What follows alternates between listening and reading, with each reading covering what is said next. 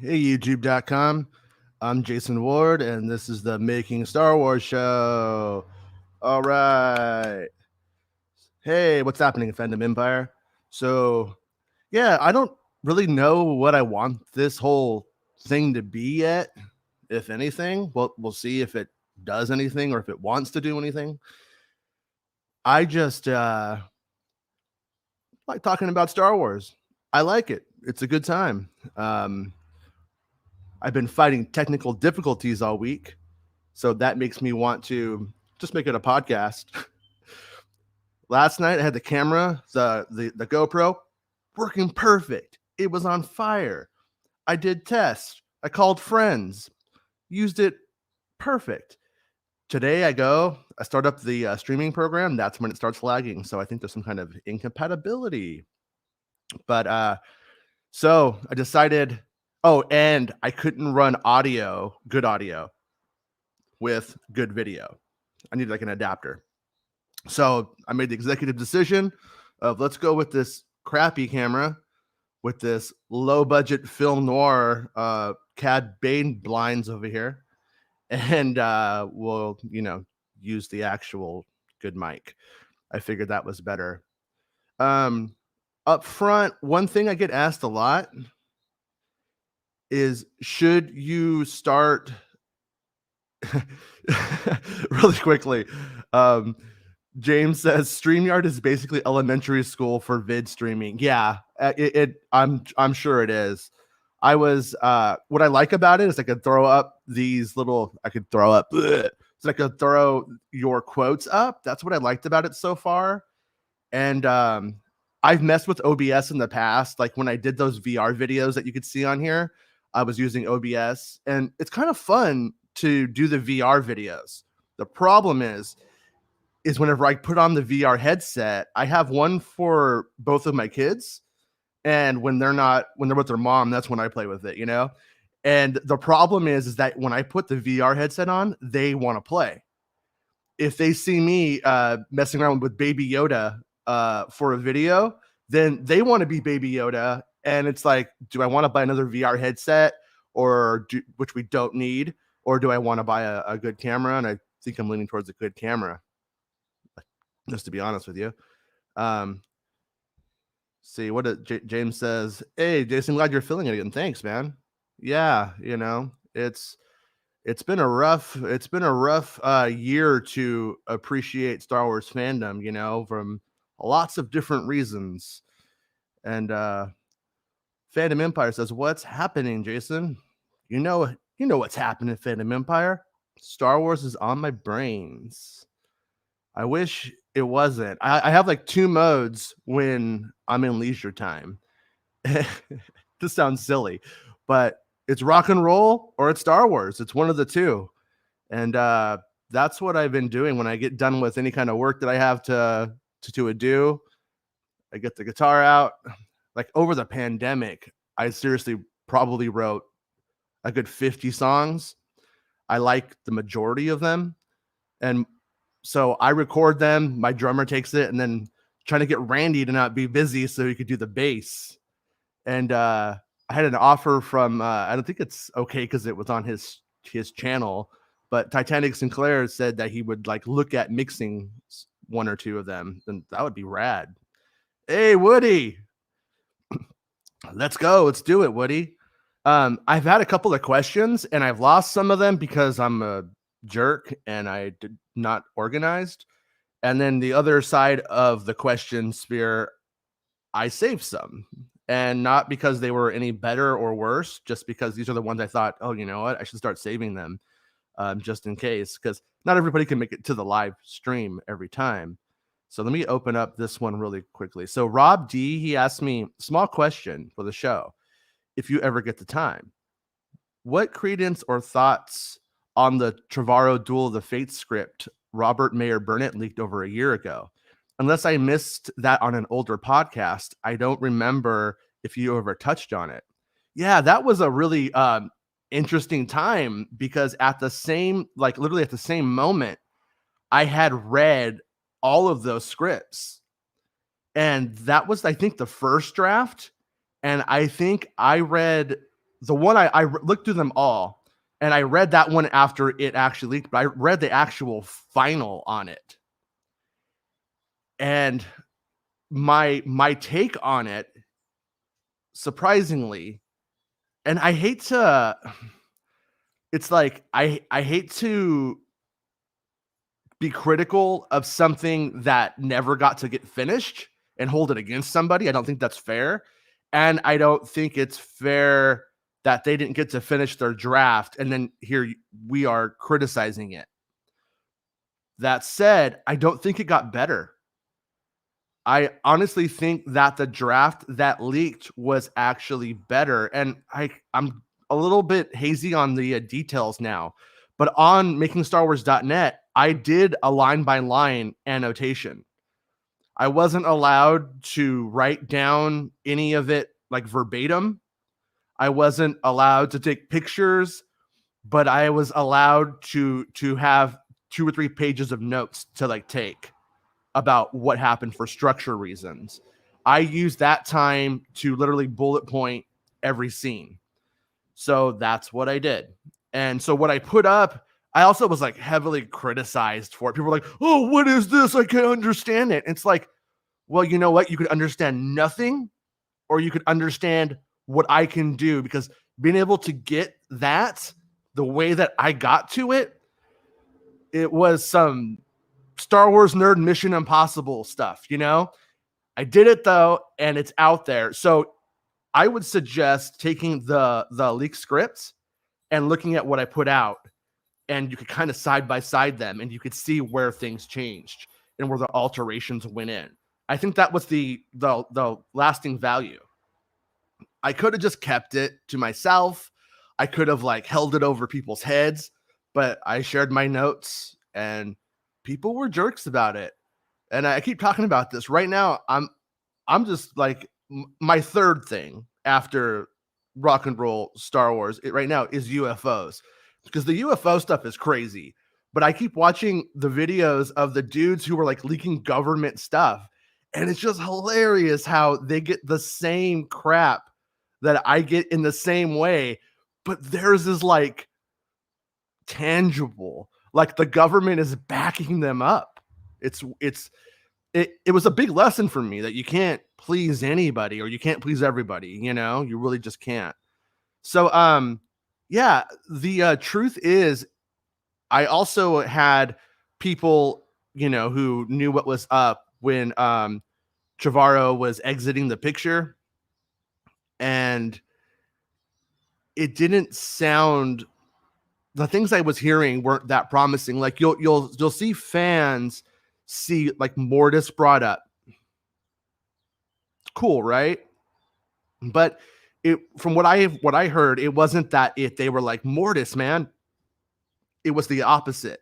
It was, we have a concept. What in Star Wars is like this? Oh, then somebody at Lucasfilm says Mortis is like this concept that you have. Okay. Replace everything in the script with the word Mortis. Now, would that have been cool? It would have been cool, but it's not as, I think, as deep as people think. I do think that Finn got a better shake. I think Finn's arc was seen through in a better way. That was my takeaway on all of that. So, and then the other one was from Darth Del Rio that I meant to get to like twice. So I have a question for the Making Star Wars show. Do you think the High Republic was created to solely be a publishing initiative, like they said? Or do you think it was supposed to be tied to a movie or TV series that may have fallen through? Thank you. I had always heard that it was going to be a publishing initiative that was to lay the groundwork for more kind of deeper things like films. And I had heard that if they wanted to use Yoda in movies at this time, that it was supposed to be a different Yoda and stuff like that. Well, I feel like kind of cheap talking about it at this point. I did put it out. I did put out the story saying I'm hearing it's about like a film. And then the Acolyte was announced. And I don't know if the Acolyte was to be a film at one point and became a TV series like how Kenobi and Boba did. That's totally possible. But it's also possible that Taika's stuff is going to be High Republic, because I don't know anything about Taika's like pitch, his concept. I haven't heard anything about that, and I'm curious as to what it is, because that concept poster, announced teaser poster that they put out, it was riffing on Ben-Hur, which is ancient in a way. Feels ancient. The logo looked ancient, which makes me think it's back, but also is about slaves and gladiator kind of stuff, chariot races. So is that where it's going? I mean, Thor Ragnarok kind of had a little bit of that vibe at moments. So, who knows what he's doing. I'm curious if, like I said a couple days ago, I'm curious if the writer is still involved in it. And that's one of the things I've been trying to figure out. But yeah.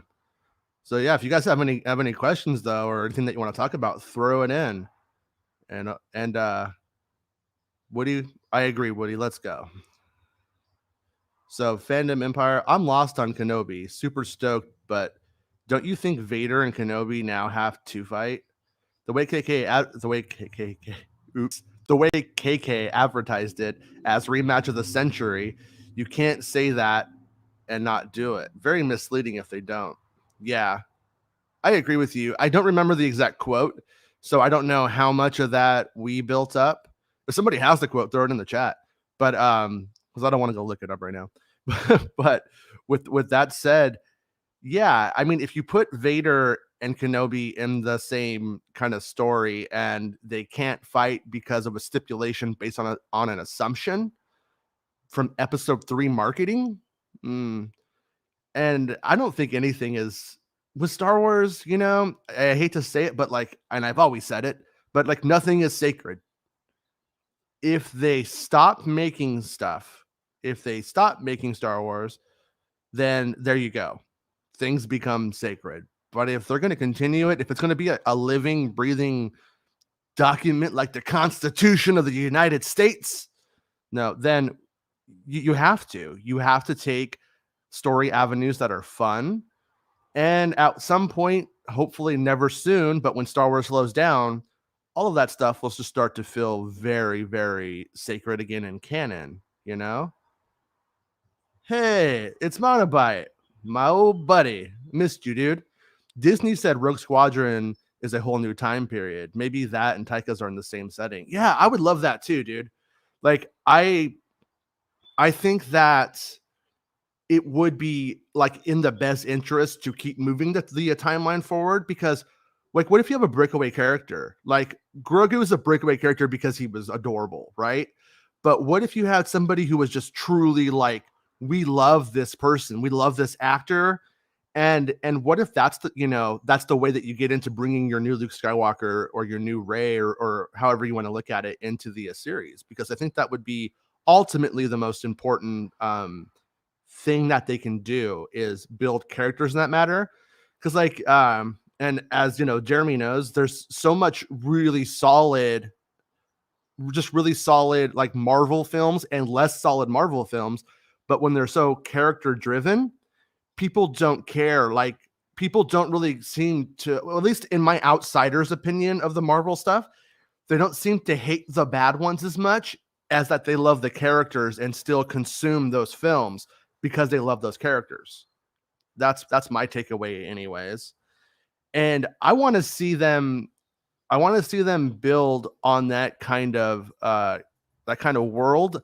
I really wish we could just lose the whole trilogy thing, and I think that maybe we are. Like, if this was 2014, Taika would have had a trilogy, right? The Taika trilogy is coming. Can you guys hear my dog scratching herself on the ground like a jerk? She keeps jumping in the pool and then coming inside and knowing that she's not supposed to. Hey, you, stop. Doesn't care. Anyways, yeah, I hope so. I mean, I hope it's just anything that is backwards or forwards at this point. I'm not a super big Old Republic fan. I love the game itself.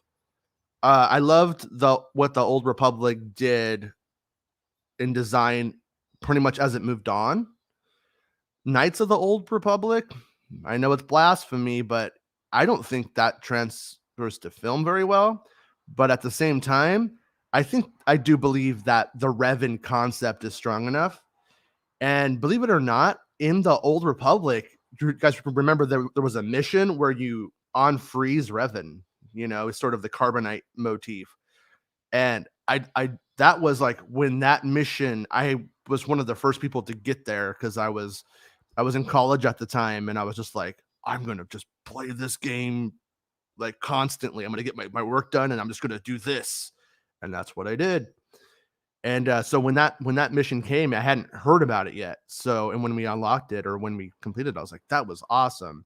So I do believe in it conceptually, though, because I know a lot of people always want to talk about that kind of stuff. The quote is rematch of the century. Then there you go. I mean, like I keep wondering about how they're going to handle the dynamics of this. When they fight in Revenge of the Sith, he's not in the suit. They're both very much acrobats. I don't know, Jedi acrobats, Nick Gillard disciples. And then when you get to A New Hope, it's like, I'm going to hit you with my laser sword. Watch out. This can cut through butter. And you're like, okay, that's cool. It's more about the drama. And I understand that these films weren't made in order. I understand that David Prowse said he could sword fight when he couldn't. And so it became more about stalling and buying time. But then you get to Rogue One. And Rogue One, he's a monster in Rogue One. He's throwing fools into the ceiling. He's setting him up on T-ball stands. He's hitting him. He's kicking him with his foot. Okay, he's not doing that, but he is not in any way slowed down by being Darth Vader in a suit. So I have to think about how are they going to balance this. And when you have Rebels, you have that duel between Kenobi and Maul, and they can say they justified their budget. Like, I'll be honest, like I ran into Dave Filoni at San Diego Comic-Con when they were premiering Rebels on the street, and we talked for about 30 minutes outside. I had every indication that he was nervous about how bad the show looked, how little budget that they had, and how we were going to take it. And he had never seen some of the art books that I had, because they were sent to me as like review samples. I was like, you want to see them? I think you're allowed. And he's like, I hadn't seen these. So he was looking at what they chose. He wasn't even aware of that stuff then. So when you get to that duel with Maul, it was like, oh, they're like two masters. So it's like a chess game and they only swing like this. And I honestly think that was created because they could in no way do what they needed to do, like with having Ray Park back and mo-capping him and all of the budget that it took. And it's cool for what it is. I'm in no way unhappy about it, for what it is. But how do all of these things sit together now? How do you reconcile all of these things with Kenobi in the middle? And so I have to think that maybe they're going to do some kind of story thing, like where Kenobi appears weak because he's meditating. He's giving himself over to this idea of, I'm going to go bloop and become a blue ghost. And Vader senses that he's weak because he's not sensing that attack. So I'm wondering how they're going to make this work, because these things all need to talk to each other in the big picture, right? And so when Vader and Kenobi meet, and this is 10 years before, I think it's going to be cool, because I think you're going to be able to have Rogue One Darth Vader, maybe even better than Rogue One Darth Vader, meeting Obi-Wan Kenobi when he's, he's episode 3 Kenobi with some little gray in his beard, it's going to be cool. I think it's worth it. But will it be actually happening? Will it be Kenobi confronting his fears in a mystical realm? Will it be on an actual battlefield? And there is that line, when I left you, I was but the learner, now I am the master. Sith are kind of self-hating people. And one thing I know about self-hating people is that they always think especially narcissistic self-hating people, is they always think what they did in the past was bad and what they're doing today is great. And I would say that's probably Darth Vader. You know what I mean? When your pursuit is power and your pursuit is to conquer things and hate, you hate the weakness you perceived in the past. And the fact that he wasn't successful, Kenobi lives, is more reason for self-hate. And there's one thing that the Sith really have going for them. It's self-hate when you get down to it at the same time. They hate everything. Hey, Natasha, do you think it's possible for Ben to come back to life or for the Skywalker bloodline to continue somehow? I think anything's possible. I think they would be foolish to not continue Ben's story in some way. And I don't even mean the past, I mean onward. Like with what they were dealing with in episode 9, I don't think it has to be the end. I think that there's still a story that they could tell to bring him back. And I think it would be in their best interest to do so. Is it now? While I would like it now, I don't think now is the right time. I think if you do it too quickly, you negate episode 9. You just say episode 9 didn't matter. It was merely a stepping stone in the journey to get to this other thing that we all want. Yeah. Yeah, I think if you do it too quick, it could cheapen it.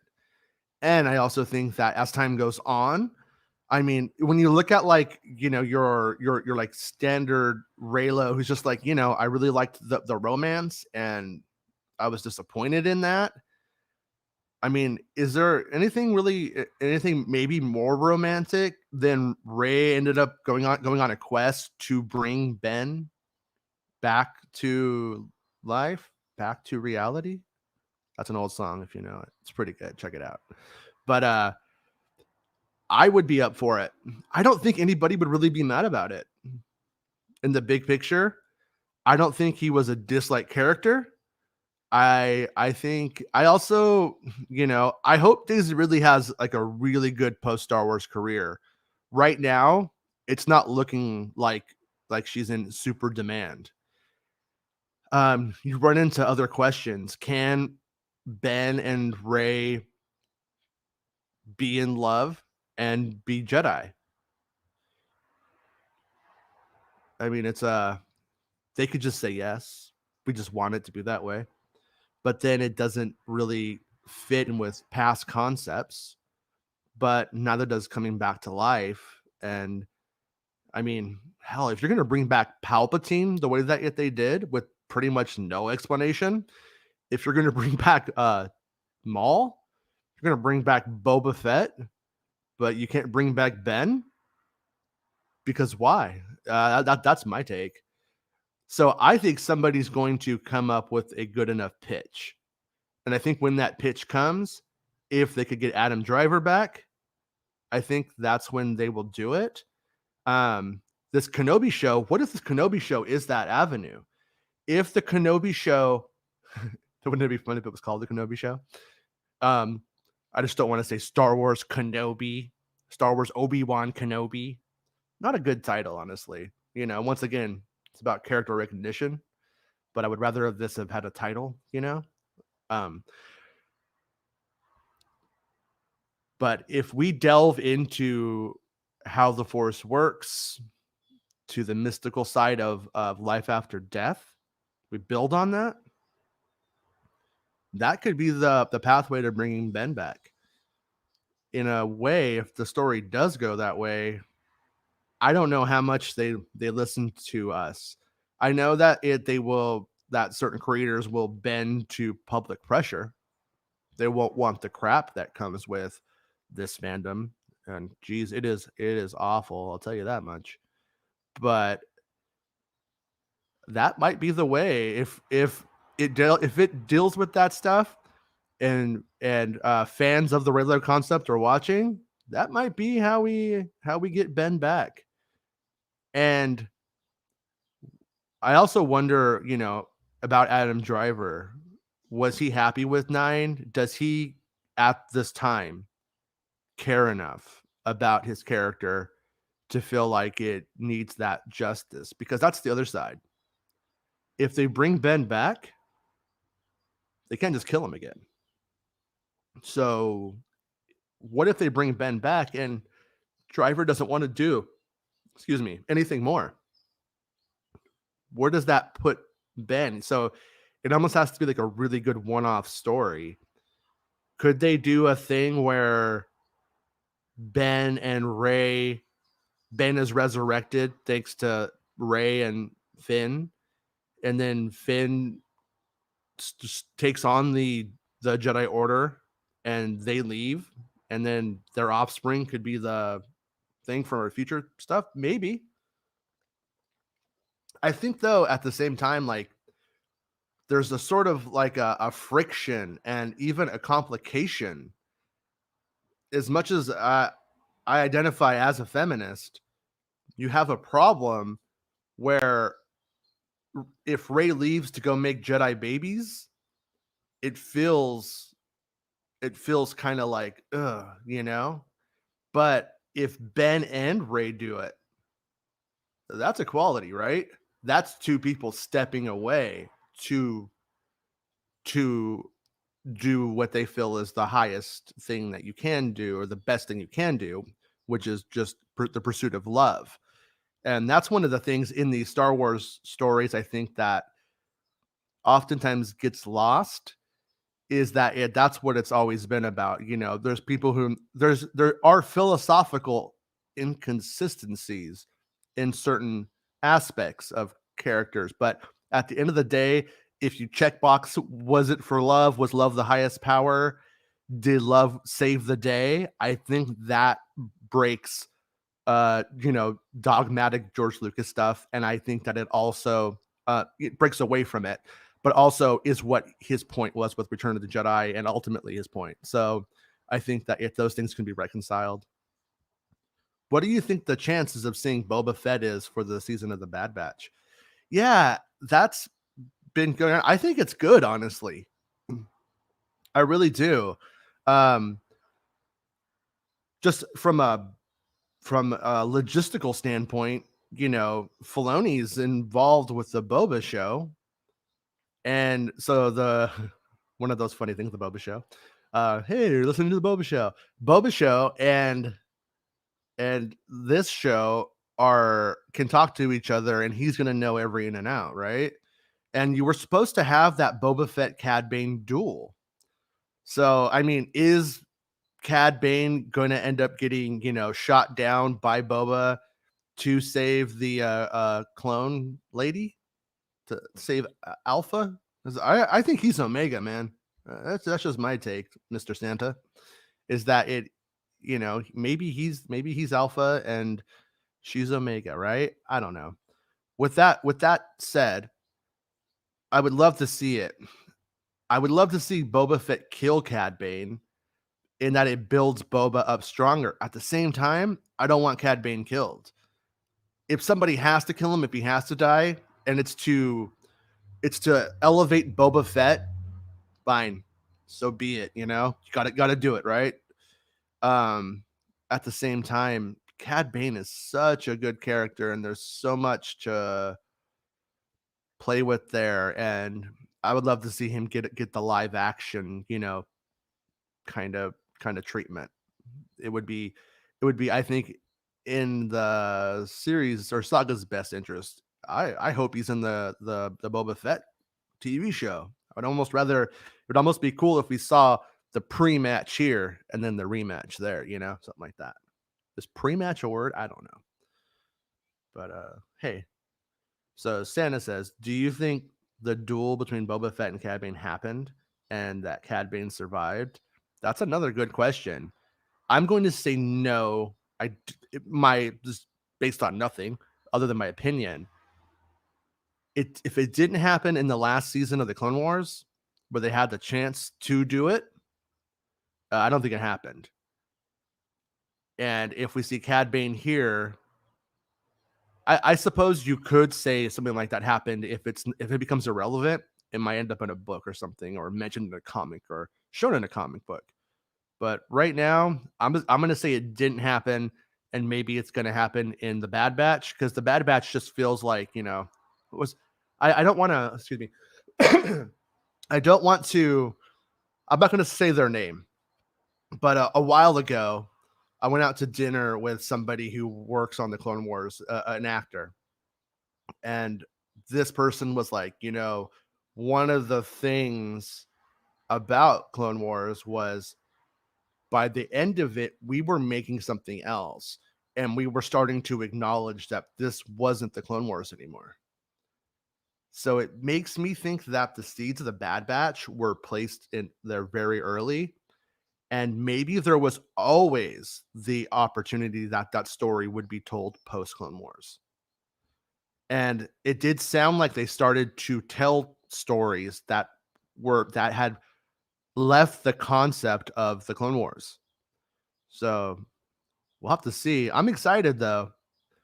I was when Rex came back, I was happy. I wasn't bored. I was just like, oh, Rex is back. It wasn't like, oh my god, it's Rex. Let me start squealing like a child or a pig, I was just like, okay, cool. I like him. I'm glad. When Cad Bane came back, I was like, oh, so that one worked for me. That one worked for me pretty good. And I had a heads up that he was coming back, but I just forgot, and I didn't know that was happening then. Hey, Brandon. Brandon says, not necessarily a Star Wars question, but real quick, did you like the new Saint Vincent album? Dude. Okay, so if I go and music is my life. Like if I'm not doing Star Wars stuff, I am listening to music. And I was much more into collecting music until we got into the streaming age, right? When I go, there's a link you can get that shows like everything on Apple Music. Everything is just that new St. Vincent record and a couple of Titanic Sinclair songs. I love it. And I'm not even super into that style of 70s music. Like I like my ELO and stuff like that, but this is more of like that Stevie Wonder stuff. But Annie Clark is just a genius. Anything that she does is just so good. And her and I are about the same age, and I think we have like the same kind of musical upbringing. And everything that she does is, to me, is golden. You know, I listen to her records all the time, and that new one, especially like Candy Darling, so good, simple but so good. And Baby, I can't remember what the actual My Baby Wants a Baby. Like those ones are just so solid. But I like the whole thing. The thing I will criticize about that record is the interludes. Liked it the first time, but man, when you want to put on a record and you're trying to work out, or you're in the pool or whatever, those interludes are a bummer. So I had to make my own playlist of that record, cutting out the interludes. Oh, hey, it's the police helicopters because I live in a great neighborhood.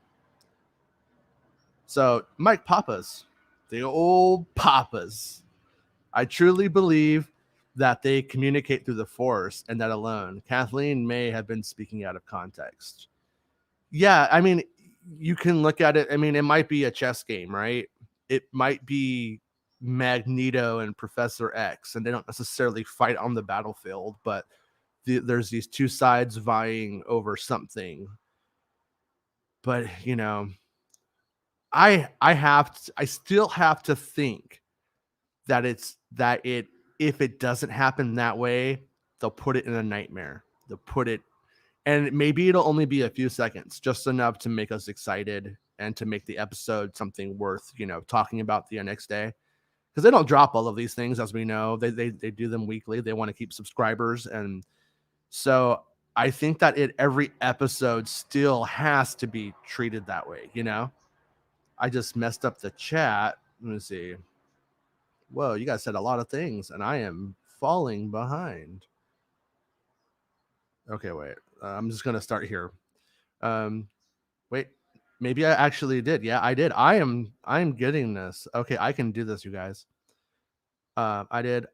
I would like to think they fight. That would be very personal, very gritty and aggressive without super quick moves. A lot of dialogue. Possibly Vader minus the mask with Hayden in the suit. Yeah, I mean it would be. I like when they do the broken Vader mask. Like it's always cool when it happens. In Rebels, I think was maybe the best way it was done, or like the way that felt the least cheap. But Obi-Wan seeing Vader's face, or at that point could be a powerful moment. There was a quote that I can't place, but I know he said it, and it was that Obi-Wan knew there was good in Anakin still, but everything in the series tells me otherwise. And I'm curious as to what Deborah Chow, where she's taking that. Does she think Kenobi feels there's good in him? Are they sending Luke? Because Filoni's perspective on it, I think, makes the most sense, because you are literally sending Luke on a suicide mission. Luke isn't ready to. Luke in Mandalorian, maybe he could have killed them. Maybe. Luke in Return of the Jedi, nah, he didn't have a shot. I don't think so. Anyways, that guy was a low rent Jedi at that point. I think it was all about the emotional reminder. I think that they were banking on it. I think that's the way that they should take it anyway. Oh, and that Kenobi knows he can't do it. They have too much animosity and personal history. That's not, he probably views Padme's demise as part of Obi-Wan Kenobi's interference. Hey, Kenneth, how's it going, dude? I found that fight between Maul and Kenobi way too short, but maybe I would have liked it better if Disney XD didn't hype it up for weeks on their next week previews, teasing a big showdown. Yeah, that's my thing about Rebels is I like it now more than I liked it then, without like that wait in between, like the moments of fluff or what they consider to be character building, which was sometimes kind of silly to me. It doesn't bother me now. Bothered me then when I had 22 minutes. You're my 22 minutes of mainline Star Wars, and it feels wasted. You should not have come back. Yep, that doesn't have to mean episode 3. I love the chest and door lightsaber penetration in Rogue One. I like the way you put it. That's yeah. I was talking about, like, I watched Rogue One last week, and it was the best viewing of Rogue One I ever had. I don't know why.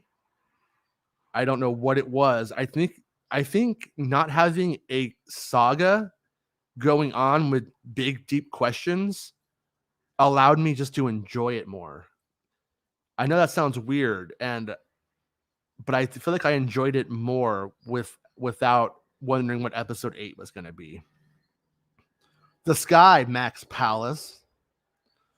Kenneth goes on to say, I hope Kenobi's confrontation is envisioned, similar to what Clone Wars episode where Yoda meets his evil self. The way the Disney Plus show can even show Hayden's face, like a Dagobah Force cave. Yeah, I kind of feel like Rian Johnson played with that kind of level of depth in episode 8, and outside of that, it hasn't been too deeply utilized. And I think that Kenobi is the one who should have that, right? He's the one. He's one of the last Jedi who exists at this point, and no pun intended. And it's supposed to be something about that character, and that's his ultimate mission. I mean, is his ultimate mission to save Luke if something happens? I would say that's even secondary to life after death retention, because if Luke should bite the dust and Kenobi can manifest, that could mean he might have manifested to Rey years later, something like, or somebody like Rey, you know. So I don't think that if they necessarily knew what was going to happen, or that they could have. Going through the spoiler withdrawal, mystery reports, when there's spoilers to report and spoilers that I can report, I totally will. You know, I can't ever promise anything. It's 9 out of 10 times what I'm told I can't report, you know? What up, Max? Long time. I'm not Max. Why are you talking to me? No, I'm kidding. My old Mike Papa's old Max. Ben disappeared to a double wide somewhere in Kentucky. Yeah, you think so? I mean, Ray is a name that reminds me of somebody that would live in a double wide in Kentucky. That's for sure. Kind of like in Kill Bill when they get to what's his name's place where he has that Hanzo sword, you know, kind of locked away when the cobra bites him. Yeah, or the snake, the black mamba. Hey, Geek Furious, my old friend. The Jedi Order of the prequel trilogy was operating under the assumption they were like protectors of the Force, and so they set needless limitations on light and dark side exploration. Rey's order would be different. Yeah, I mean that's a fair, I think, assumption. In certain ways, we also probably have both said the same thing about Luke's, and we still don't know if that's true. Is that an oversight or a failing on the creator's perspective, point? Yeah, I think it kind of is, but I also think it's the opportunity to show what does Luke take and what does Luke not take, and what works. Up until episode 9, though, I feel like Rey kind of most of the time felt pretty asexual to me. You know what I mean? She didn't seem like love and romance was something she really cared for or was interested in that thing. And then in episode 9, she has that connection with Adam Driver. I mean, I guess there was that moment when she sees that big stack of beef, that beef steak, that square body, and I know a lot of people were into it, and so apparently Ray was too. But I don't know where I'm going with this. This feels like Blues Brothers. We're getting the band back together, right? Please bring back your podcast. Loved it. Hey, whenever Randy wants to podcast, before episode 9, it was getting hard to get him to want to talk about Star Wars in a podcast. So send your complaints that way, if you will. If he ever wants to do the podcast, I'm up for it. I don't feel that doing Now This Is Podcasting without him is Now This Is Podcasting, if that makes sense. Like I got this thing last night for the Dead Kennedys. They're playing near my house at a place I go see shows at a lot. I was like, what? Oh, wait, no, it's the fake Dead Kennedys. There's no Jello there, And so, yeah, I mean, it's like, it would be fun to do a podcast with Max and Papas. That would be great. But even then, without Randy, I don't think it would be Now It's Podcasting. So, that's where I fall on it. And so this right here, what I'm doing now, is pretty much exactly what that would be if I did it. And maybe I can do something, because I know a lot of people are like, I could put a podcast on at work.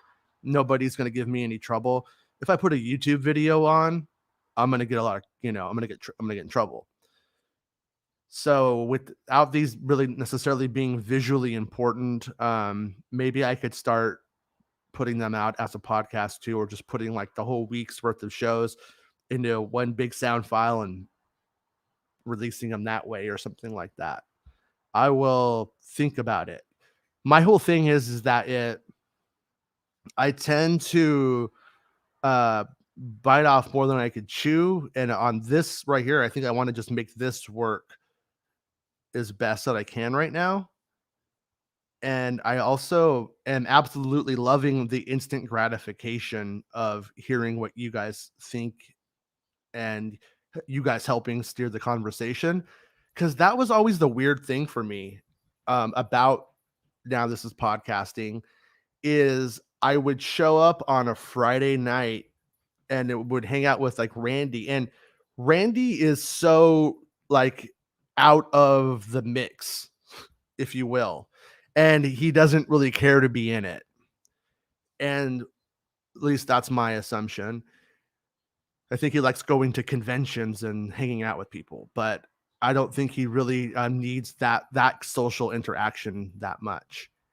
And so he and I would have conversations, and in the back of my mind, I was always having to be like, oh, but I know, Geek Furious is thinking this, and so I want to hit on that because it's going to be part of the conversation. And one of my things always with releasing spoilers and doing these kinds of things is that I didn't like during the prequel era where the conversation went. I really didn't like it, and I think that the powers that be in that time didn't do the prequels any favors.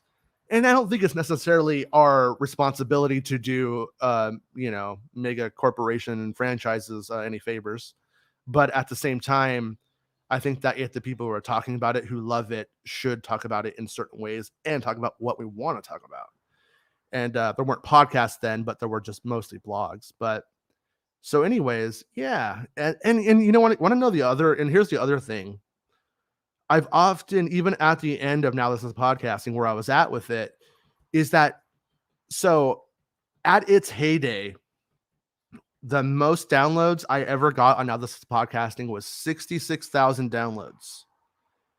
And I'll be honest with you, that's pretty good for a Star Wars podcast. Pretty good. I don't know if things have changed now. I feel like podcasting has gotten even bigger to some extent, but also more like famous people doing it and more corporatized in certain ways. I would say your average low end Star Wars podcast will get like 3,000, and that's like a successful podcast. It's 3 to 10,000 downloads. And it's kind of ridiculous because when you look at YouTube, there's somebody who's like, oh, I'm just going to make something. Kathy Kennedy's been fired again. And it's like 55,000 downloads. I will see people disingenuously doing things on this platform and getting more downloads than I ever had, more individual interactions. And I have to say, I don't think podcasting necessarily, other than the fact that it offers a medium for people to consume it at work and however, in different ways. I don't think it's necessarily as viable or as powerful as YouTube. YouTube is just such a bigger pond to fish, if that makes sense. And I don't really do it for hits. I had a point where as I was starting to get hits and downloads on my stuff, I was like, wow, this is like so exciting. This is very validating. And then there came a point where it didn't mean anything anymore. It was completely empty. If the site got 20,000 hits that day or 150,000 hits that day, it felt the same. It was the same. My interactions were with good people were the same. There was the same amount of good people, and then there were maybe just more bad people or people who wanted to complain. So I can't really, yeah, I don't really know how I feel about any of that stuff at this point, other than the fact that it's really fun being with you guys here right now. Adam Driver will come back if you throw enough bags of cash towards his charity. Yeah, I also think what movie was it? Was it like Dogma? It's a movie I haven't seen in years, but where they're like making a Ben Affleck and what's his name? The other dude's like a joke about how, one for, or, one major one and then one for yourself or something like that. And I kind of think that there will hit a point where Adam Driver is either going to become a Harrison Ford type and he's doing Air Force One and that he's doing his indie movies, or he doesn't. And if it goes that way, Star Wars will be his Air Force One. give us some spoilers for the upcoming series. You're our only hope. When I can, I promise. I will. And I'm hearing stuff. Honestly, right now I'm hearing more stuff about Willow, but I can't talk about it yet. But it's just the way that it goes, you know. It's like fishing. It's like I thought about on this channel, and I don't know what you guys think about it, but I was considering maybe doing something like having like a channel membership on here, so that way we could do something with, you know, the people who are really into it, and then that way I could make the channel better. I don't know if what you guys think about that, but if you guys feel one way or the other, let me know in some way down the road. And we'll see what we can do. Ma's voice, he ain't coming back. I don't know. I Harrison Ford keeps coming back, and that's the guy you would have been wise to bet on not coming back. But would he come back now?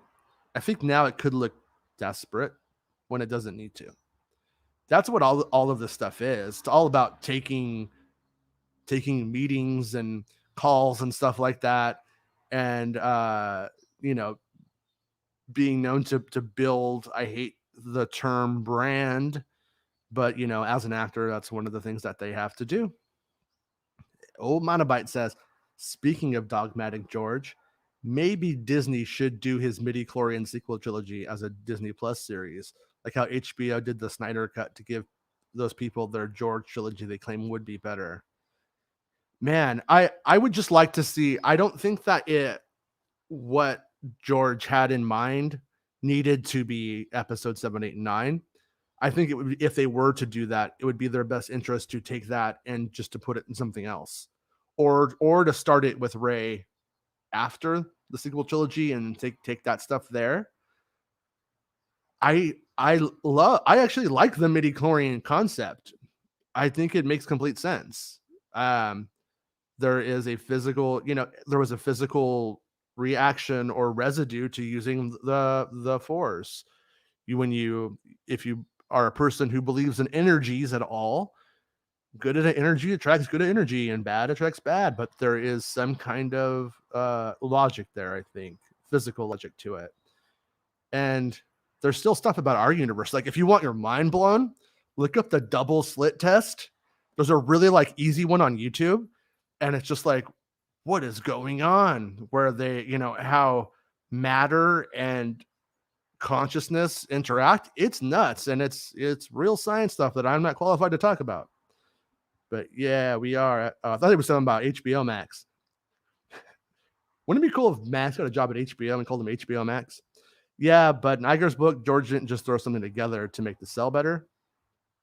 Yeah, I think he had an idea he wanted to explore, but I think he was still going to be like, you know what? This is a hard concept to make happen. I'm hiring you guys. Make it happen. So, hey, Jason, why haven't they released all those Rise of Skywalker deleted scenes, like the Eye Webbish Bog sequence? Thanks. My assumption is that deleted scenes for Rise of Skywalker is a slippery slope, because once you delve into many of them, they start to show alternate story ideas, braver concepts, and ways where, frankly, I think Abrams chickened out. And I also think that it would almost require them to edit them in curious ways to obscure some of those ideas. The Webbish Bog one was probably the one that they could have done. And, you know, I had heard that the puppet was fantastic, and I would love to see that stuff. It's unfortunate that you hear rumors about a JJ cut, because that was the JJ cut. That's what JJ did. If anything, it would be a Disney cut if they did another one. Cad Bane is going to show up in live action. In Book of Boba, that would be great. I would love that. I think that Cad Bane would be an asset to the Mandalorian as well. I mean, depending on where they take it, but I mean, he would have been a good adversary, I think. And that's one of the things about maybe Mandalorian that I'm surprised doesn't exist. And that's that he's a bounty hunter in those very first seasons. Maybe he will still be, but he doesn't seem to have like a nemesis. There's no central like villain who I mean, central villain that is his, counterpart, his arch nemesis. And Cad Bane could have been a good one. I just got this feeling that they're going to move into the restoration of Mandalore stuff, because that was what I heard it was going to be about. To be about this Mandalorian with the kid and the restoration of Mandalore. It seems like that's where we're at now, is the restoration part. Cad Bane is Boba's enhancement. George's treatment was like 20 paragraphs tops. Yeah, I have a feeling it was maybe even just a couple of pages, and it was just like, here's the concepts that I think we should delve into. It didn't sound like he was ever interested in writing it himself. And so, Tyler says, "What's up, everyone?" Oh, Tyler's back. Max, Cad Bane should be played by Dave Chappelle. Huh. That's kind of an outside the box idea, But I wondered, would he be a guy in a suit? Would he be CGI? Like, how would you do Cad Bane in a really, but a really, really awesome? Because when you look at the actual Nemodian puppets, they were pretty good. But imagine what they can do today with like Neil Scanlon, It would be pretty amazing, I think. Well, George told James Cameron his trilogy was all about the midi-chlorians. Yeah, essentially. It was the thing about it is how much of that concept, I think it's fair to ask this. How much of it was because it was a great idea, or George Lucas being mad that his good concept was misunderstood and then hated publicly? Was it somebody going, if you guys just understand what I'm trying to say, if you just understand what I mean, and people were like, yeah, we understood, we didn't like it. I wonder. At the same time, some of what he said and the way he said it was like so open to certain interpretations. I'm still not sure if we even understand it. When he was talking about like the micro world and stuff, like, did he just simply mean it's, about the science of it and how this happens and how it works? Or was he actually, were we going to have inner space where you get shrunk down and went that way? I don't think anybody wants to see Honey, I Shrunk the Star Wars. Maybe I'm wrong, though. Maybe I'm misunderstanding and misremembering. There's that photo of Cad Bane with a metal plate on his head implying he got shot. He got shot. George told a lot of people a lot of things. True. 100% Dave Chappelle. I still wouldn't doubt George going on doing a show on Disney Plus, but there's already a lot in the pipeline. Yeah, I don't think so, man. I really don't. If they had looked at him as the creative god of Star Wars, and if everything he had suggested was taken as gospel, George said it, we got to do it, George said it. If they had that gravitas to his words, that respect for anything he said and did, I think you would maybe have that opportunity. That didn't happen. So he runs the risk of being audited creatively by Lucasfilm, the company he started. I just don't think that sounds appealing, personally. I also think the dude is nearing 80 years old, and he's not Harrison Ford. He's George Lucas. I don't know if an 80-year-old dude really has that in him today and wants it. And I don't think he did, which is why he sold it. He also sold it because the fandom can suck. They can be little monsters, And I think it just kind of really turned him off, not turned him on. So I lost my place again. Let's see if I could find it. Still crushing Poppy, Jason? Is Poppy still your mommy? Man, I have to say, I love everything that she did, but when her and Titanic split, I haven't liked. There's been a lot of covers, and there's been very few originals. The last originals that she released without Titanic Sinclair have been the things I've liked the least. I think it sucks that they broke up, and it sucks that they couldn't work together and figure it out.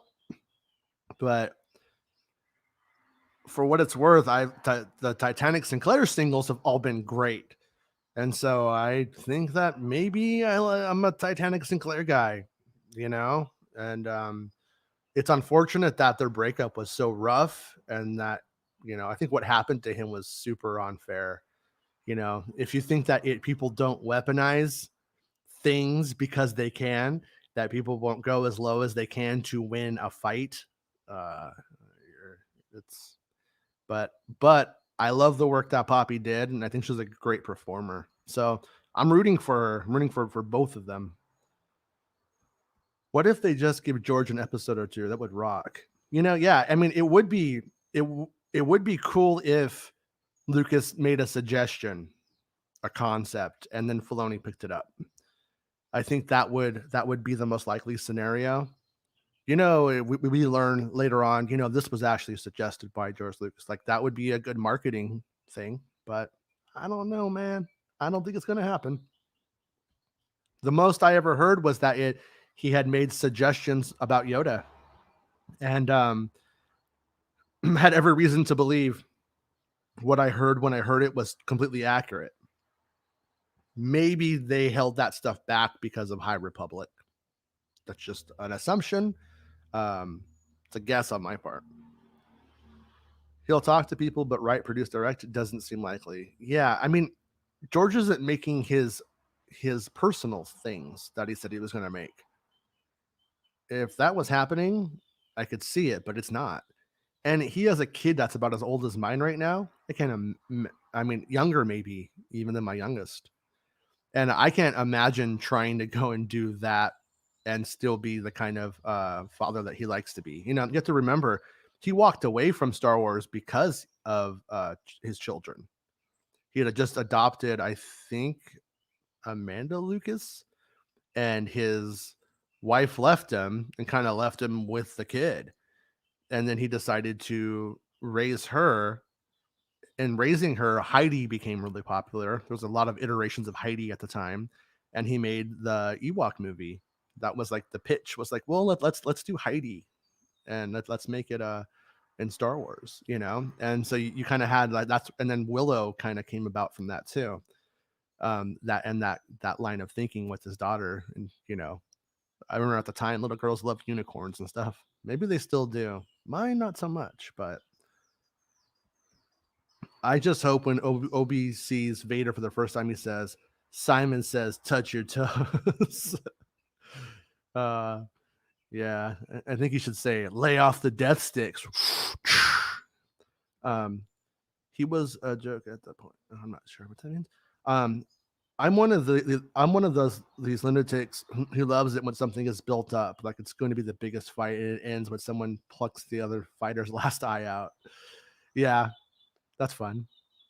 And it definitely, like, the thing about us as fans is the point of the show isn't going to be Vader and Kenobi's rematch.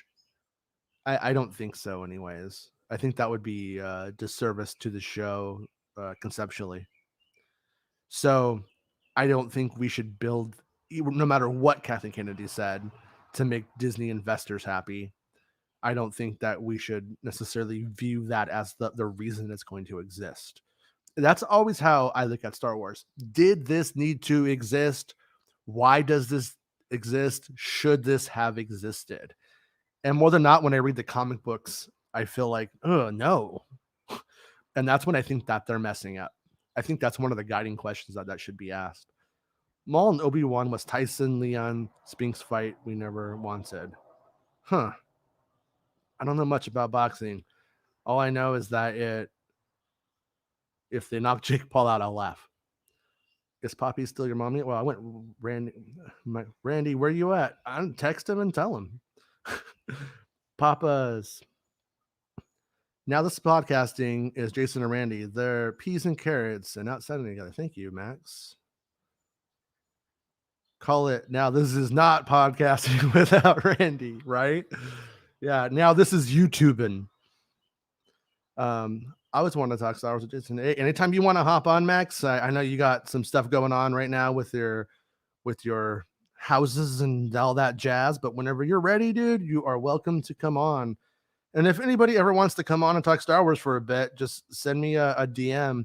I don't mind having someone else to help. It was nice having Ben on. I'll have Ben on again. When he's free, I think it'd be fun. Randy has an amazing talent as a host and interviewer. Was always blown away by it. Yeah, he was. I liked that Randy could keep the show general to some extent. We as fans tend to go too deep and esoteric into things, and that was always kind of the good thing. Is I knew when I was losing Randy that I was probably losing some of the rest of you, because you want Star Wars to be you always want it to be like have an entry point where it's fun, where anybody could come in. And like that's where like Star Trek will oftentimes be like daunting. If you just pick that up, sometimes you're like, I don't know what's going on. And so you kind of want to keep it in that sweet place. I miss Fingered. Yeah, I liked doing that too. That was one of the things I wanted to do. Like one of my favorite YouTube shows is Internet Today. If you've seen that one, that's essentially what I wanted that to become. That's what I wanted us to do. But I was just never able to, I'm not trying to put it all off on Randy, to be clear either, but was just never able to make it where I could get him not busy in that way to make something like that. But because it would always, I think, be in the best interest to not make everything hinged on Star Wars, and that's what I wanted to like do, was to diversify it a bit. But it is what it is. Finger was amazing. Thank you. I love that theme song too. Worked really hard on it. And Brandy's performance on it was fantastic too. Streaming and YouTube is the future. Unfortunately, yes. I mean, like I said, it's great to make money. I don't do it for the money. The money isn't good enough to do it for the money. But man, I streamed 5 days in a row and I think I made $16. It's like, are you guys serious? But that makes me want to consider that channel membership more, the channel membership concept more. But we'll see. If you're not shitting on Star Wars, then you don't draw without major known talent. Yeah, that's what's just terrible, is that it like I've thought about making the show titles to this like almost a joke, Star Wars Exposed. You know what I mean? Like it would almost be funny if I did that, if every single thing, how is the Acolyte ruining Star Wars? And then my answer is, I don't think it is. But maybe that's how you have to play it. It's funny because I don't want to paint myself as a white knight or as a man of great integrity or something like that, but I never could I had somebody who has a successful YouTube channel talk to me one time and give me like the rundown about how all of it works, and I was just like, I couldn't sleep at night to make it work. Which is what sucks, maybe I'm stupid, I don't know, but the things you have to do and the way you have to like do it, you tend to get into drama from just saying something, because Star Wars is so opinionated, and that's not really where I want to be. I don't really want to be a critic of fandom. And my hope is to be just maybe a better example of what it could be, and then somebody else could do it even better. That's the most I think you could hope for. But I will say, I don't know. I wonder what their mental health is like. The people who just crap on something all the time, because that's gotta be a bummer. Like that's gotta, maybe they're sociopathic and it doesn't matter. if Star Wars burned me, the amount of times those people say or feel they were burned, I would just get into something else if I needed something to be into. And they don't. So it's either, what's the word, a grift, and they don't like Star Wars, or they're incredibly fucking stupid. It's one of the two.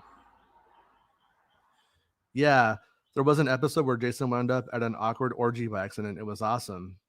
Don't remember that, but I hope I performed.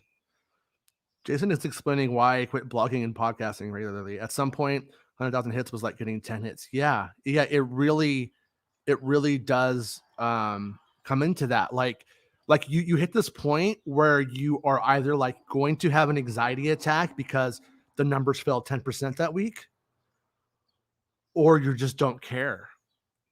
And you just, it all becomes the same, or it becomes anxiety. And that's what sucked. And not have nothing to like do with Randy, but I ended up not with the best people around me. I ended up, I think, with people who wanted my rising tide to lift their boat. And it was not good for me.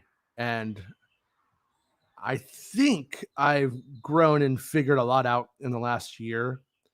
And I think if, I ever decide to go on a spoiler rampage like I did before, I think I could handle it better.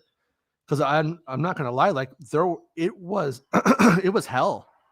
It was not fun. It's really weird. Like, it's super validating.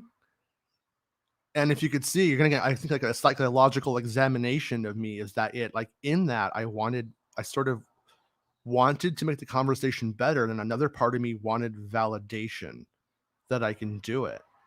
And what's funny is, like, it doesn't really exist. You can't be on Reddit and like you can't be loved. It's not there. People will, and even at one point when I had beat the shit out of it into submission, and people just had to accept that I don't make the shit up, there was still a little bit like, well, I still hate him, but there it is. It was like this like resignation in it, and it's just like, you really can't do right by anybody. So I always, I come out of like punk rock, and I was always doing it for myself. But the reason I did it for myself, I think, weren't always the healthiest. And that's kind of where I fall today, is that when I do it, I want it to be for me more, in a good way, and that it facilitates this conversation. Um, and I feel like I hit a stride where, I mean, when I just would bullet point the accomplishments of spoiler stuff, I don't need validation on that point. I proved it. I've done it. I could do it. And there's just nowhere, it doesn't go anywhere. There is nowhere to go past that. But so the only thing that you can do, the only reason to do spoilers, is not to hurt Star Wars, but because some of us like to know what's coming, because it helps us enjoy it more, and to have the conversation, because we're Americans, maybe, or maybe the West. I don't know if I should say such sweeping generalizations, but it's always what's next, right? I'm not the first person to say this. This is probably a famous quote that I don't know who said it, but it's always what's next, what's next, what's next. So, episode 9 was the last big one, right? Well, we had a good run up on that one. It was a lot of fun.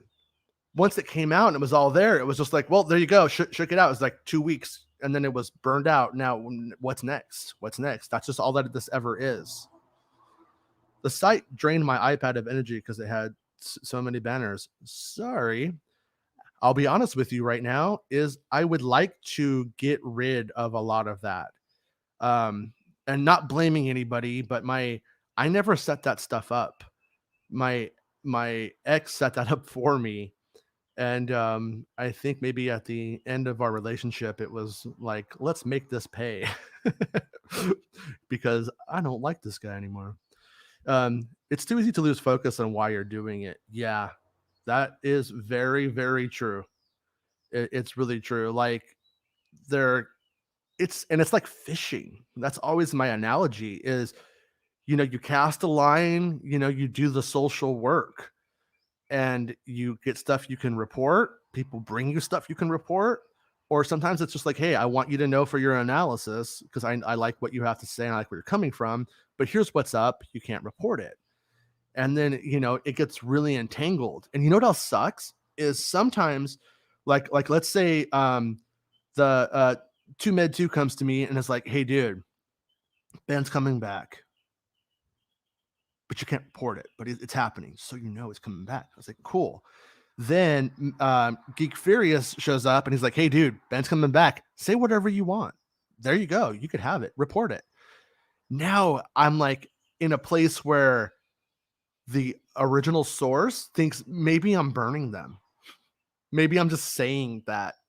So I usually really like to get things triple sourced or let things really like give it some time. It's definitely difficult. Max Powell says, I ran the Star Wars post at the same time, and honestly, the whole community changed and it became just too much.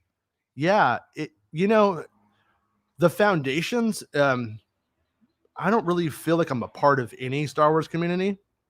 So I just feel like I am Luke on Oct 2 at this point.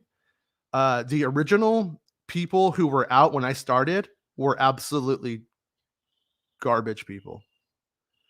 They were the epitome of gatekeepers. Um, they probably didn't mean to be. They probably don't even know that they were. But they were. It was snobbery. I've talked about the person who kept their list on who reported what so that they could humiliate everybody at the end because nobody could possibly get this right. Right? Nobody could do it. Nobody at all. It's like, nah, I could do it. I know what I'm doing. I know how interview works. I know how to make it happen. And God, just a complete side note. One time, that same person who did that list was like, "Oh, I have a big test coming up," and at the time, I had been, I was an assistant, and so I was helping a lot of people in school who were trying to do the same test. And their response was, "Hey, I'm not just some person at a state school." I was just like, "Oh my God, you are such a C word." Hey, I don't like that word, but that is the only word for that person. Anyways, they were a bunch of gatekeeping assholes. And as I came up very organically, some of them kind of started to help, but it was more like begrudgingly. I don't want to, I have to do this kind of thing.